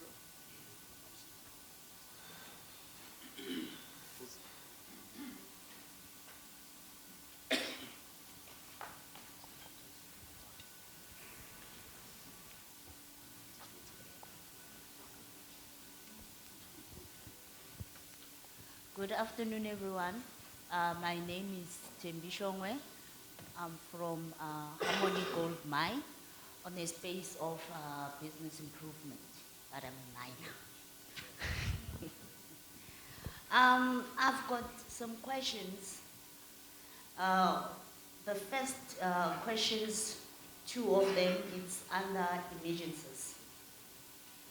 As I was looking at the presentations in different shafts or companies, it's how will the system perform if we have 5 or plus missing persons in one area? Can it differentiate and prioritize the signals? And also, if there's fire or fall of ground in that scenarios, who will activate the system? And another one on the emergencies is what happened if the system shows a person in an area where they are not there? My last one is on the failure mode. If the MPL system goes down, what will be our fallback? Are we going to revert to the manual master things that we do? Thank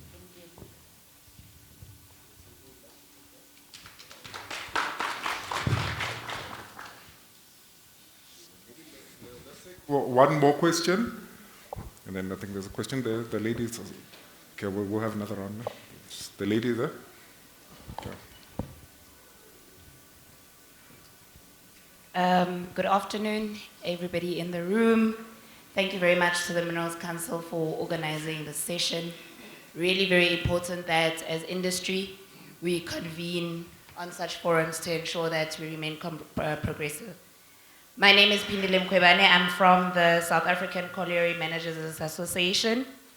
And what I gather here is that there is a sweet spot between Section 27 and Section 16.7 of the Mine Health and Safety Act.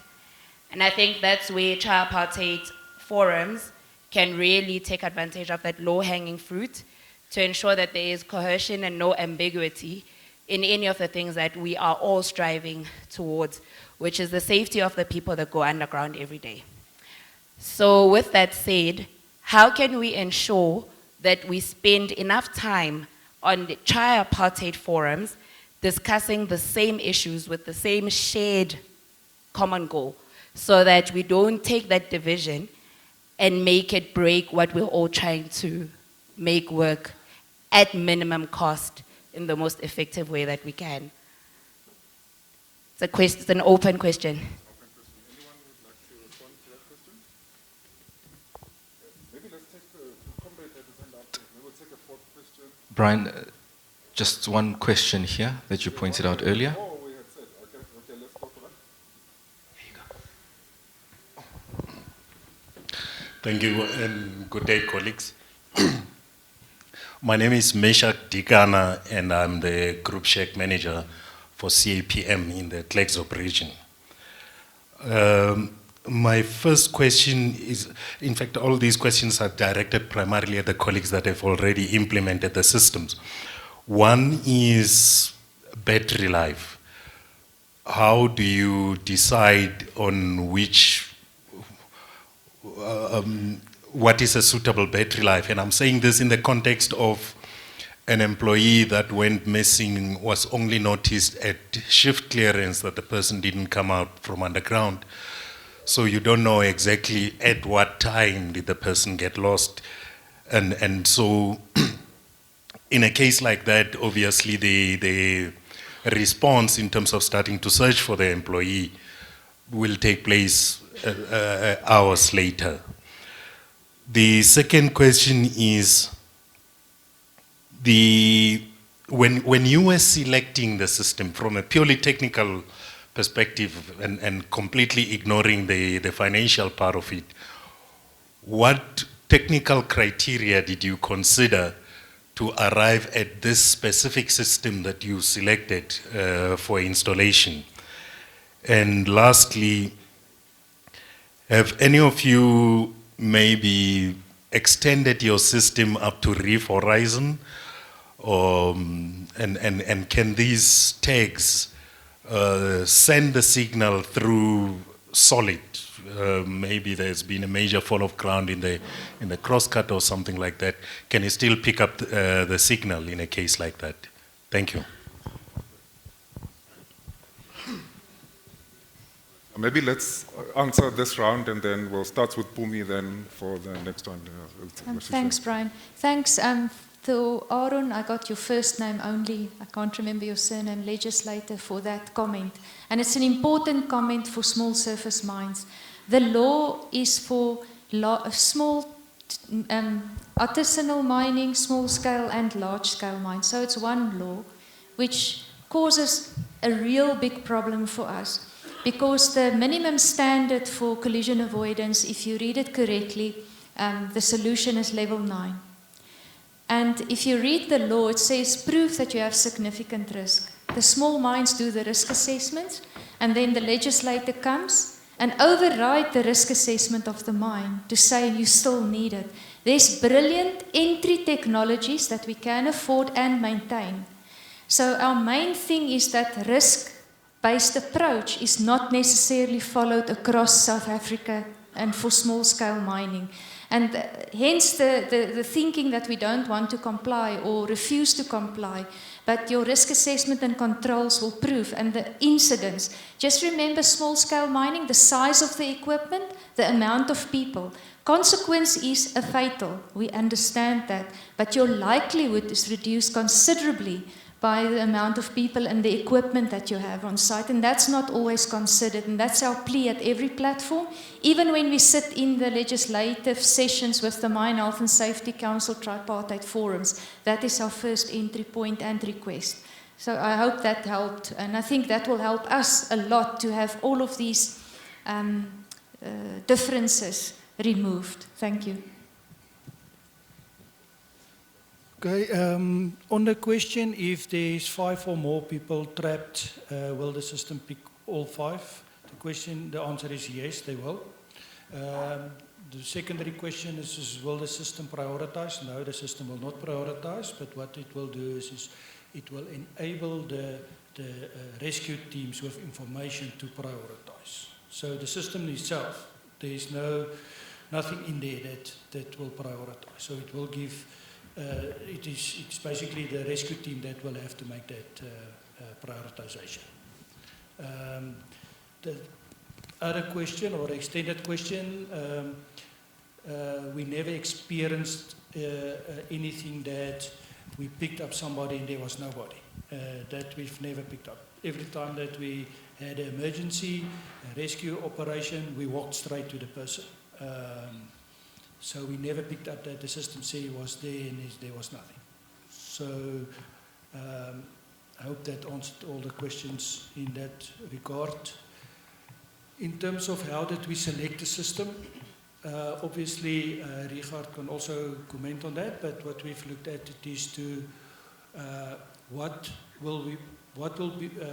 how can we interface with that system, or can the system interface with the other systems that we have?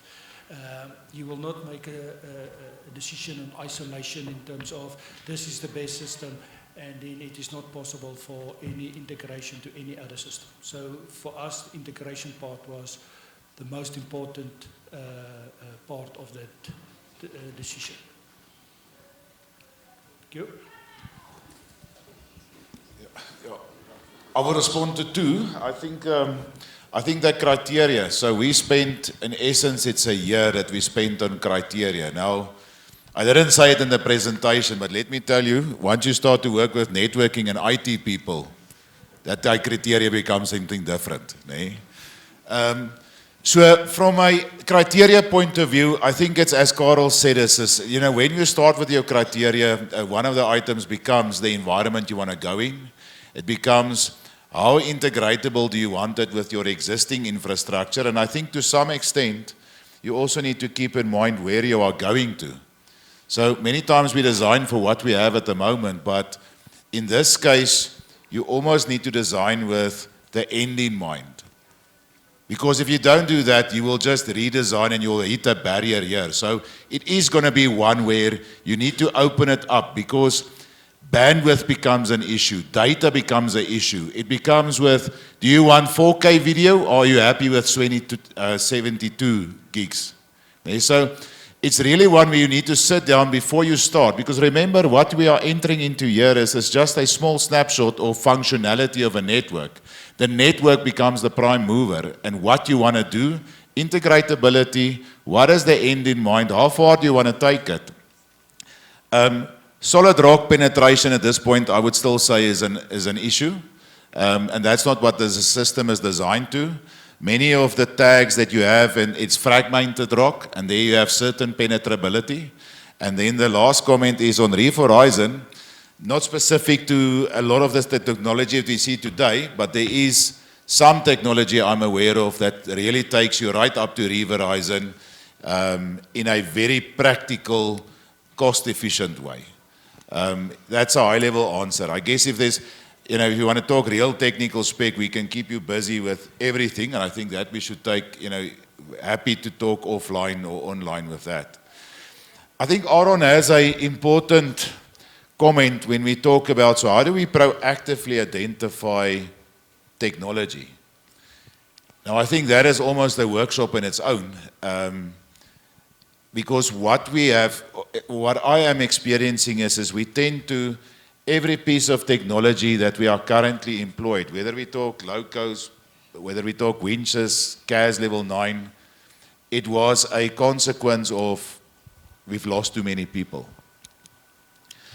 Now, You know, if you go through many, and I think in my portfolio currently, you know, a lot of accidents is stuff that I do investigate and are part of a team. Now, it's no simple answer because we still deal with people and we have a culture not only on site, but I guess many times in South Africa that we need to address. But how do we deal with proactive and how do we identify? I think it's simply by sharing a lot more and using the platforms available. And I think here the request would be is many times when we deal with incident reports, I mean, many has reverted to leading and lagging indicators. Now, if we really start to drill down and we take leading indicators, HPIs, possible loss of life, and we start to share the real material, you know, in a bigger forum and we have the participation, I think there's a lot that we can learn and identify and advance before it becomes a regulation or a law. That's maybe a short response to that. Yeah. When it comes to from the question of the battery life, the law says the battery life must be risk assessed because you cannot prescribe for all the mine, cannot be a blanket approach, but it does indicate that it must last for the entire shift duration and after the shift. So each mine would do the risk assessment looking at the shift. Sometimes the shifts are 8 hours, others are 12 hours, but you need also to consider overtime. So you'd find that there is an allowance on your overtime policy that you can work 2 shifts. So if your first shift was 8 hours, you're going to have another 8 hours if needed, if maybe the supervisor that was supposed to relieve the other supervisor didn't come through. There are policies that allows people then to work 16 hours. It means the shift can then be 16 hours, but it must last beyond that 16 hours the way I understand it. So it requires that the risk assessment takes all those factors, looking at how far it takes to get to the working areas if people get lost. Like Letitia said, in the quarries it's quite easy to find people when the shift is over. Within 30 minutes, everybody should be back from their working areas. But in other mining operations, you'll find that it takes long to travel, it takes long to get back to the office to go and report to the supervisor. So all those factors will determine what should be the battery life for your own operation. Then you can engage your supplier in that regard. On the question of how can we engage more, I'm not sure if I understand your question, but the way I understand it is that how can we spend enough time to discuss these things before they become a regulation? Actually, in all the regulations, there's no regulation where there was no a proper consultation. There's committees, that all these committees are tripartite where the employers, the state, and the organized labor, they are part of those committees to discuss the matters before they become law. But before even before they even go back to the minister to propose that this should be a regulation, it also gets to be circulated to all of us here, to all the mining houses to say, guys, here is the proposal from the committee. Please put your comments. We give you 2 months. Sometimes, I mean, that's an extended period for the committees in the operations to sit and discuss and put in their comments and send back to the convener. And Lerato does a good job in getting those comments and present them back to the committees before then it can be finalized. What the challenge that we sometimes face is the comments back from the employers or anybody that wants to comment, the employees as well, or whoever that find that there is a gap, they do not get to be returned back and returned to the committees. Then wait 2 months, sometimes we extend the period because we see, I mean, if we don't have comments and you don't want to really to jump into the regulation with that, time gets extended and the few comments then gets to be reviewed. then it get finalized, and then the minister is sent a note of a recommendation of this is what the industry wants. Only after that, when this thing is regulated, that's when most of the time, then people complain to say, but this is not practical, we are not able to implement. So I will recommend that when we see these comments, this note to say comment on this matter before it's regulated, let's do so. Thank you very much. I just want to add on your last response. Indeed, there are structures in place. There's Mine Health and Safety Council Board, and its main mandate is to advise the minister on the issues relating to health and safety.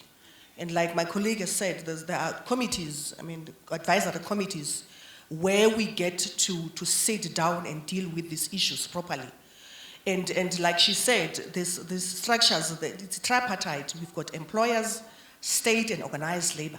Even this regulation that we're talking about today here, the 16.7, employers were aware of it. We all adopted it as a tripartite structures. Thank you.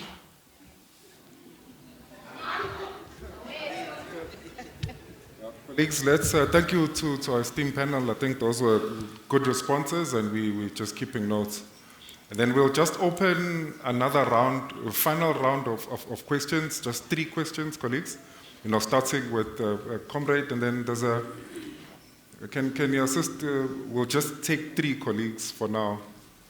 And then I'll see the lady in front of me, and then Akani, one more question, because there's so many.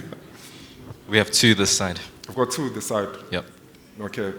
And what we'll do, colleagues, Tushan, I think we'll just open, we'll share an email address, like some of the other questions I think we can take, and then we'll just circulate, because we've got everyone that RSVP'd, we've got your email addresses, and we'll just share that response and the report for this, Tushan, no? Yeah, I think that's it, because this is very important, and it might not end, we can go until the evening today. So let's just take those 3 questions, colleagues. I think Akani and Pumi will help me, and then we can have the responses, yeah. Please go ahead, comrade. Thanks, Comrade Brian. Lomelana is Comrade Gaza, Tobe. Yes. From NUM International Office. Look, this journey started around in 2014. Just closer to the mic. Yeah, this journey started in 2014. I'm sure now we are not on an initial stage now. We are in a stage that we need to implement this in Locator. And there were a lot of inputs that were being done before. It was gazetted. This research started in 1998, if I recall, remember. When you count, it's even more than 10 years or even 15 years.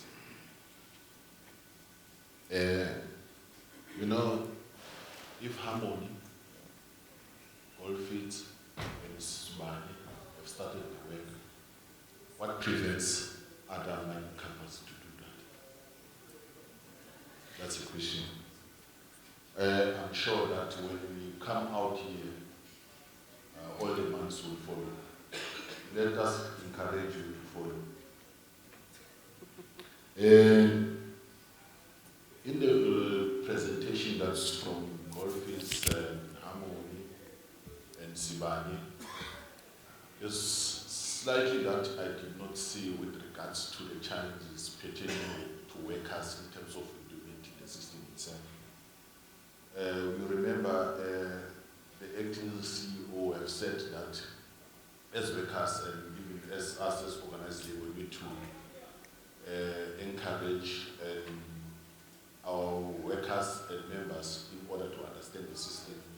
I just wanted to check from your side what are the challenges so that at least when you come out here, we know as at the office that we can be able to do something, talk to our regional leadership so that we can be able to help. Because I think it's very important to all of us. This is to save lives.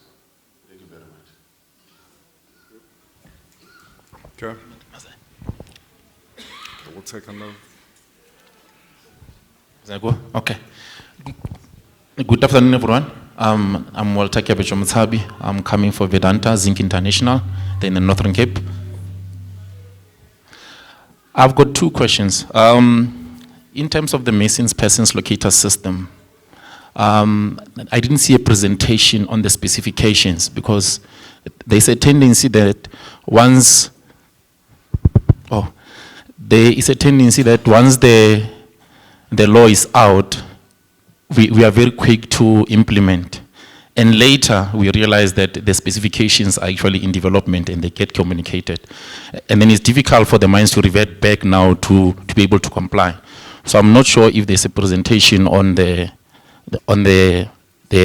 specifications of the missing persons locator system. The other thing that maybe it becomes difficult.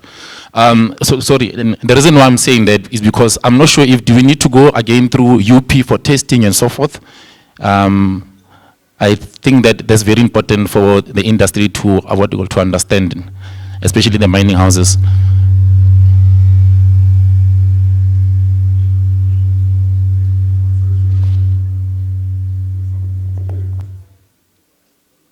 Second one, now he's dead. Okay. And the second, I think we need to break down missing persons locator systems. I think we need to break it down into simpler terms for those that don't understand it.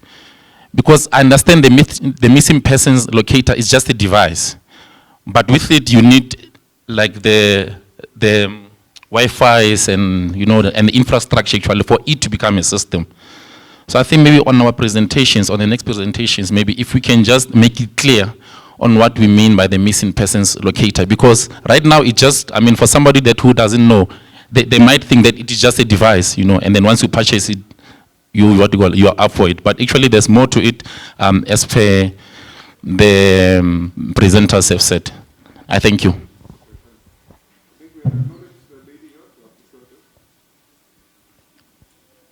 Okay, thank you. My name is Nohubele. I'm coming from Petra Diamonds.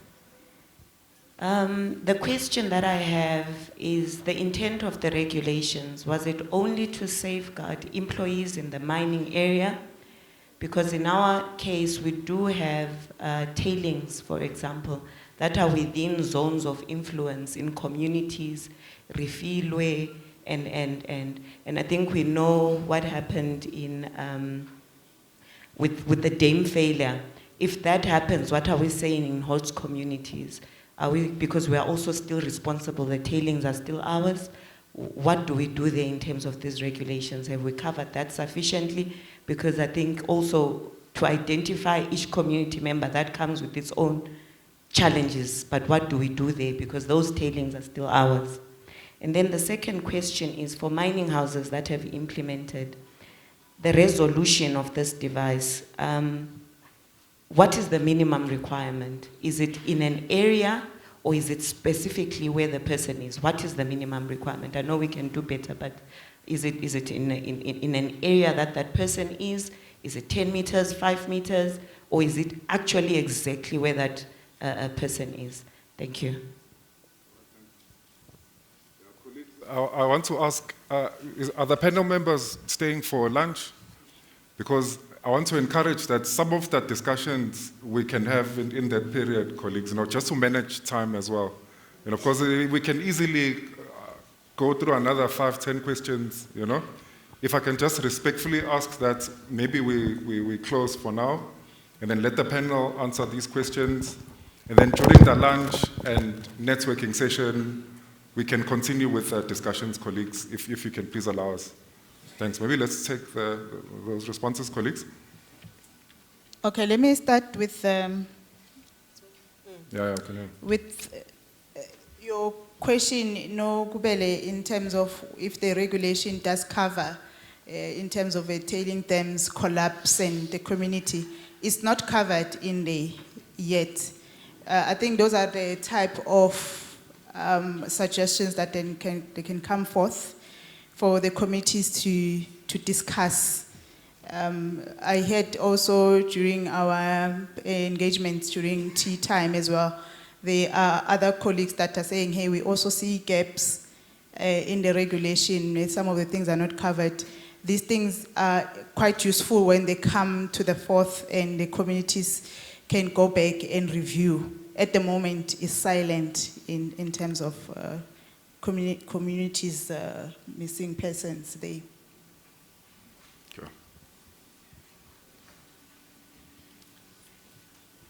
Just in terms of the technology. So there was a question that the technology existed a long time and that we took a long time to implement and so forth. So the technology exists, agreed, but it was not in a workable solution underground.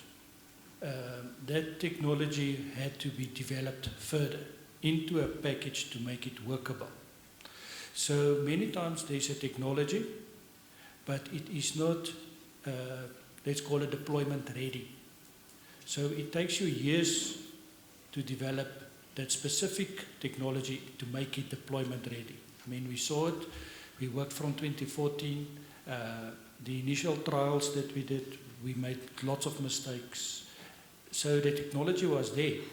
However, it was not developed to get to the, or make it implementable immediately. I hope that answered the question. So then in terms of the specifications, it is very difficult to say what the specifications should be. It is in fact impossible for us here sitting to say what your specification should be. Again, it depends to your specific environment that you work, and then also to your own requirements. So the best is to discuss your requirements with different suppliers and to see who will best suit you, and then you write your specifications according to that. There are so many options that you can look at, and again, it is having the vision or the view in what will be the requirements in the next 5 years. I mean, that is the requirements now. But what is going to be the requirements in the next 5, in the next 10 years? Will your system be able to adopt to that? And that is why you will have to have the discussion with the service providers to see what they can do and how ready the system is for technologies that's already existing, but it is not developed into a package that it is marketable. Okay. Yeah, I'll just respond to one, and I think it was one that the comrade said, if I can use your words. What's the biggest challenge? I think in all of this, it's people. But it's the understanding. I'm not sure if, but I probably talk loud enough. Nee. It is the understanding of what we do. I remember when we started, you are correct that when this technology started, it started as tracking, and that worked through many, many concerns across the board. Now, I think the first part is, and the one thing that we experience, with all of these type of technologies, when it comes to signals and PDS, is the misunderstanding of what that system and how it operates. I can tell you the first thing that comes to mind when people see person locating is, yes, but will I be tracked? Will you be able to see me in X, Y, and Z? And that's the truth. I mean, we cannot hide behind the truth. The application of the data is one, as if we are all one and united to say it's the safeguard of people, there's no other way in doing it. You add a device to a person, and we need to see in the case of an emergency. Is there other spin-offs? Yes, there is. How you apply it, well, that becomes every stakeholder's own prerogative. I think Willie mentioned it, but it is important. So the way that I've learned to do it, or a way that works, is that prior engagement and understanding what is the end goal, what are we intending, where are we going, and how will it be applied, really helps a lot. Because the misunderstanding of technology and the data and the application thereof, that leads to tampering. I mean, I can tell you, I think anybody that rolled out technology in any form, or a beacon, speed up, speed down, locating, there's a first phase of sabotage, interference, and you just don't get there. And I think many other mines also battle with, we specifically have a large component of illegal miners that we are battling with. Now, dealing with the safeguard of your own people, the management of illegal mining, and combining all of that to make sure that we have the infrastructure available to deal with our own intent is a hell of a challenge. But I guess if we unite and we get that alignment right up front, and we understand that this is for the safe keeping of our people, the biggest asset, that's probably the shortest route. Now, saying it is easy, implementing it, we will also always have challenges. Thanks. I just want to add on technology and the adoption of technology, just to add on. One technology is not a solution for mine A, B, C, and D in the same format. It's not like downloading an app on your phone and it works immediately. It is site-specific, your testing is site-specific. So if you have 10 mines, you have to test 10 times to make sure that it's adaptable in that environment. And that's why it takes so long. It's not one size fits for all or one solution fits for all. And it really takes time. And on surface, there's more interference than underground. And that's where most of the challenges are as well. So it's not a quick fix, definitely not. And the reliability must be proven at each mine with that solution. Thank you. Right. No, thank you so much to our panel. I think they've done a great job, colleagues. And thanks to yourselves, colleagues. I think those were very good questions, that make all of us think. So, yeah, we'll open that channel, colleagues, for communication. Any further questions, we'll direct and give those responses and have a summarized reports and outcomes of this and share with everyone. I think the communication must keep going, Dushen. I think it can't end here, so that's where we have some tangible outcomes out of this. So, colleagues, again, a round of applause as our panel step off. And and then thanks so much, and thanks colleagues, thank you so much. And then we'll now invite my colleague. Sorry. Oh, the microphone. Okay.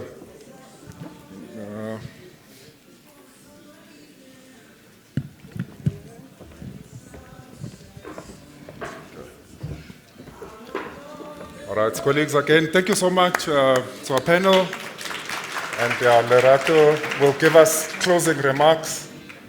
I'm sure my colleague won't take too long, madam. Lunch, because you're interfering with lunch hour now. Okay. And then, we'll wrap up very, very soon, colleagues. Thank you so much. Yeah. Okay. Thanks, madam. No? Thanks.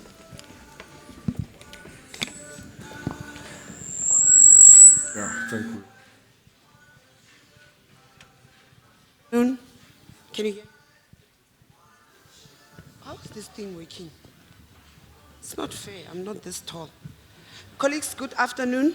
Let me start first by thanking Dushendra and Brian, my colleague, for ensuring that I'm the last speaker of the day.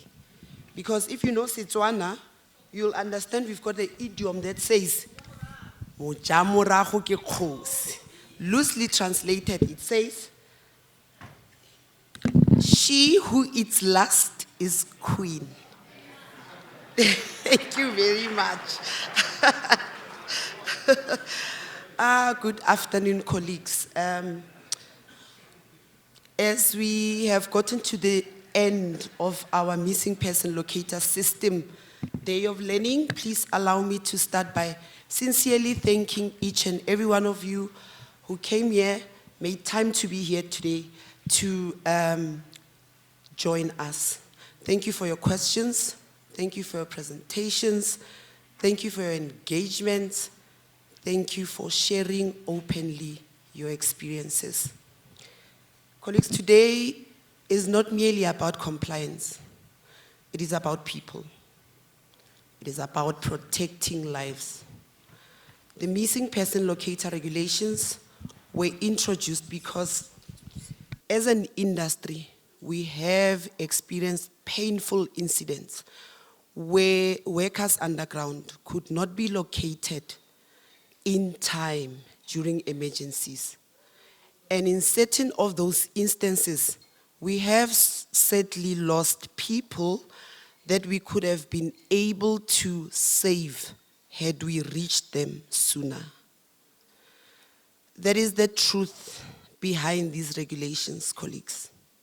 And it is for that reason that us, as the Minerals Council of South Africa, representing employers, support the intention and the urgency of these regulations because they align perfectly with our commitment to zero harm. At the same time, we also humbly acknowledge that the regulations are very new still, and that the companies out there, many of them, are genuinely trying to comply, but are unfortunately having to deal with challenges around planning, around budgeting, around sourcing required technology, about understanding the regulations correctly, and basically also around having to introduce systems into already existing operations. Colleagues, that's exactly why today was important. The purpose of today was to create a space to allow for companies to learn from one another. For those companies that have already started implementing the systems, to come and openly share what worked, what did not work, what lessons had to be learned, but most importantly, what practical steps they had taken to ensure they progress in their objective to comply to the regulations and also save lives in emergencies. I'd like to also acknowledge the regulator's presence here and thank you for making time to attend, because personally I find you better get a sense and a feel of the current challenges that the mining companies are having to deal with in order to ensure that they comply. Thank you also so much to our other social partner, organized labor, because today is about the people and today is about protecting lives. Menaledi, thank you. If today even helped one company gain better understanding, clearer direction, or even more confidence in their journey to compliance, then it means this day of learning would have achieved its purpose. I wasn't gonna say this, but hey, why not hijack the opportunity to say, or maybe before I do, I must specifically thank those companies that shared with us their journey, particularly for your vulnerability to stand in front here and acknowledge that it wasn't an easy journey. We had to overcome certain challenges. Thank you to all the other companies that attended today, also because they acknowledge they are struggling to comply. Thank you for setting your ego aside to come here and say, let me go and learn from those that are doing it already. Colleagues, I did say today was about openly sharing and openly learning, because there's a Zulu idiom that says, indlela ibuzwa kwabaphambili. Loosely translated, it says, you ask for directions from those that have already traveled their journey, right? And then lastly, let me hijack this opportunity to say thank you very much for trusting me to represent the mining industry as an employer convener at the Mine Health and Safety Council's Mining Regulations Advisory Committee, MREC. I am taking this opportunity to plead with our employer member mines to support me, to support the Minerals Council in ensuring that we've got the right technical skills at MREC, because that is a advisory committee that is mandated to review or develop regulations or guidelines, right? I am a social scientist by background. I do need the technical expertise of yourselves as engineers to ensure that the law or the policies, regulations, guidelines that we produce and recommend to the Minister for promulgation meet their objectives of saving lives, but at the same time, ensuring operational viability. Colleagues, let's remember that every little improvement we make towards saving lives in health and safety is critically important, because at the end of the day, someone, somewhere, is waiting for that miner to come back home safely. I pray for travel mercies as you will be driving back home, and I invite you to share lunch with us. Thank you very much.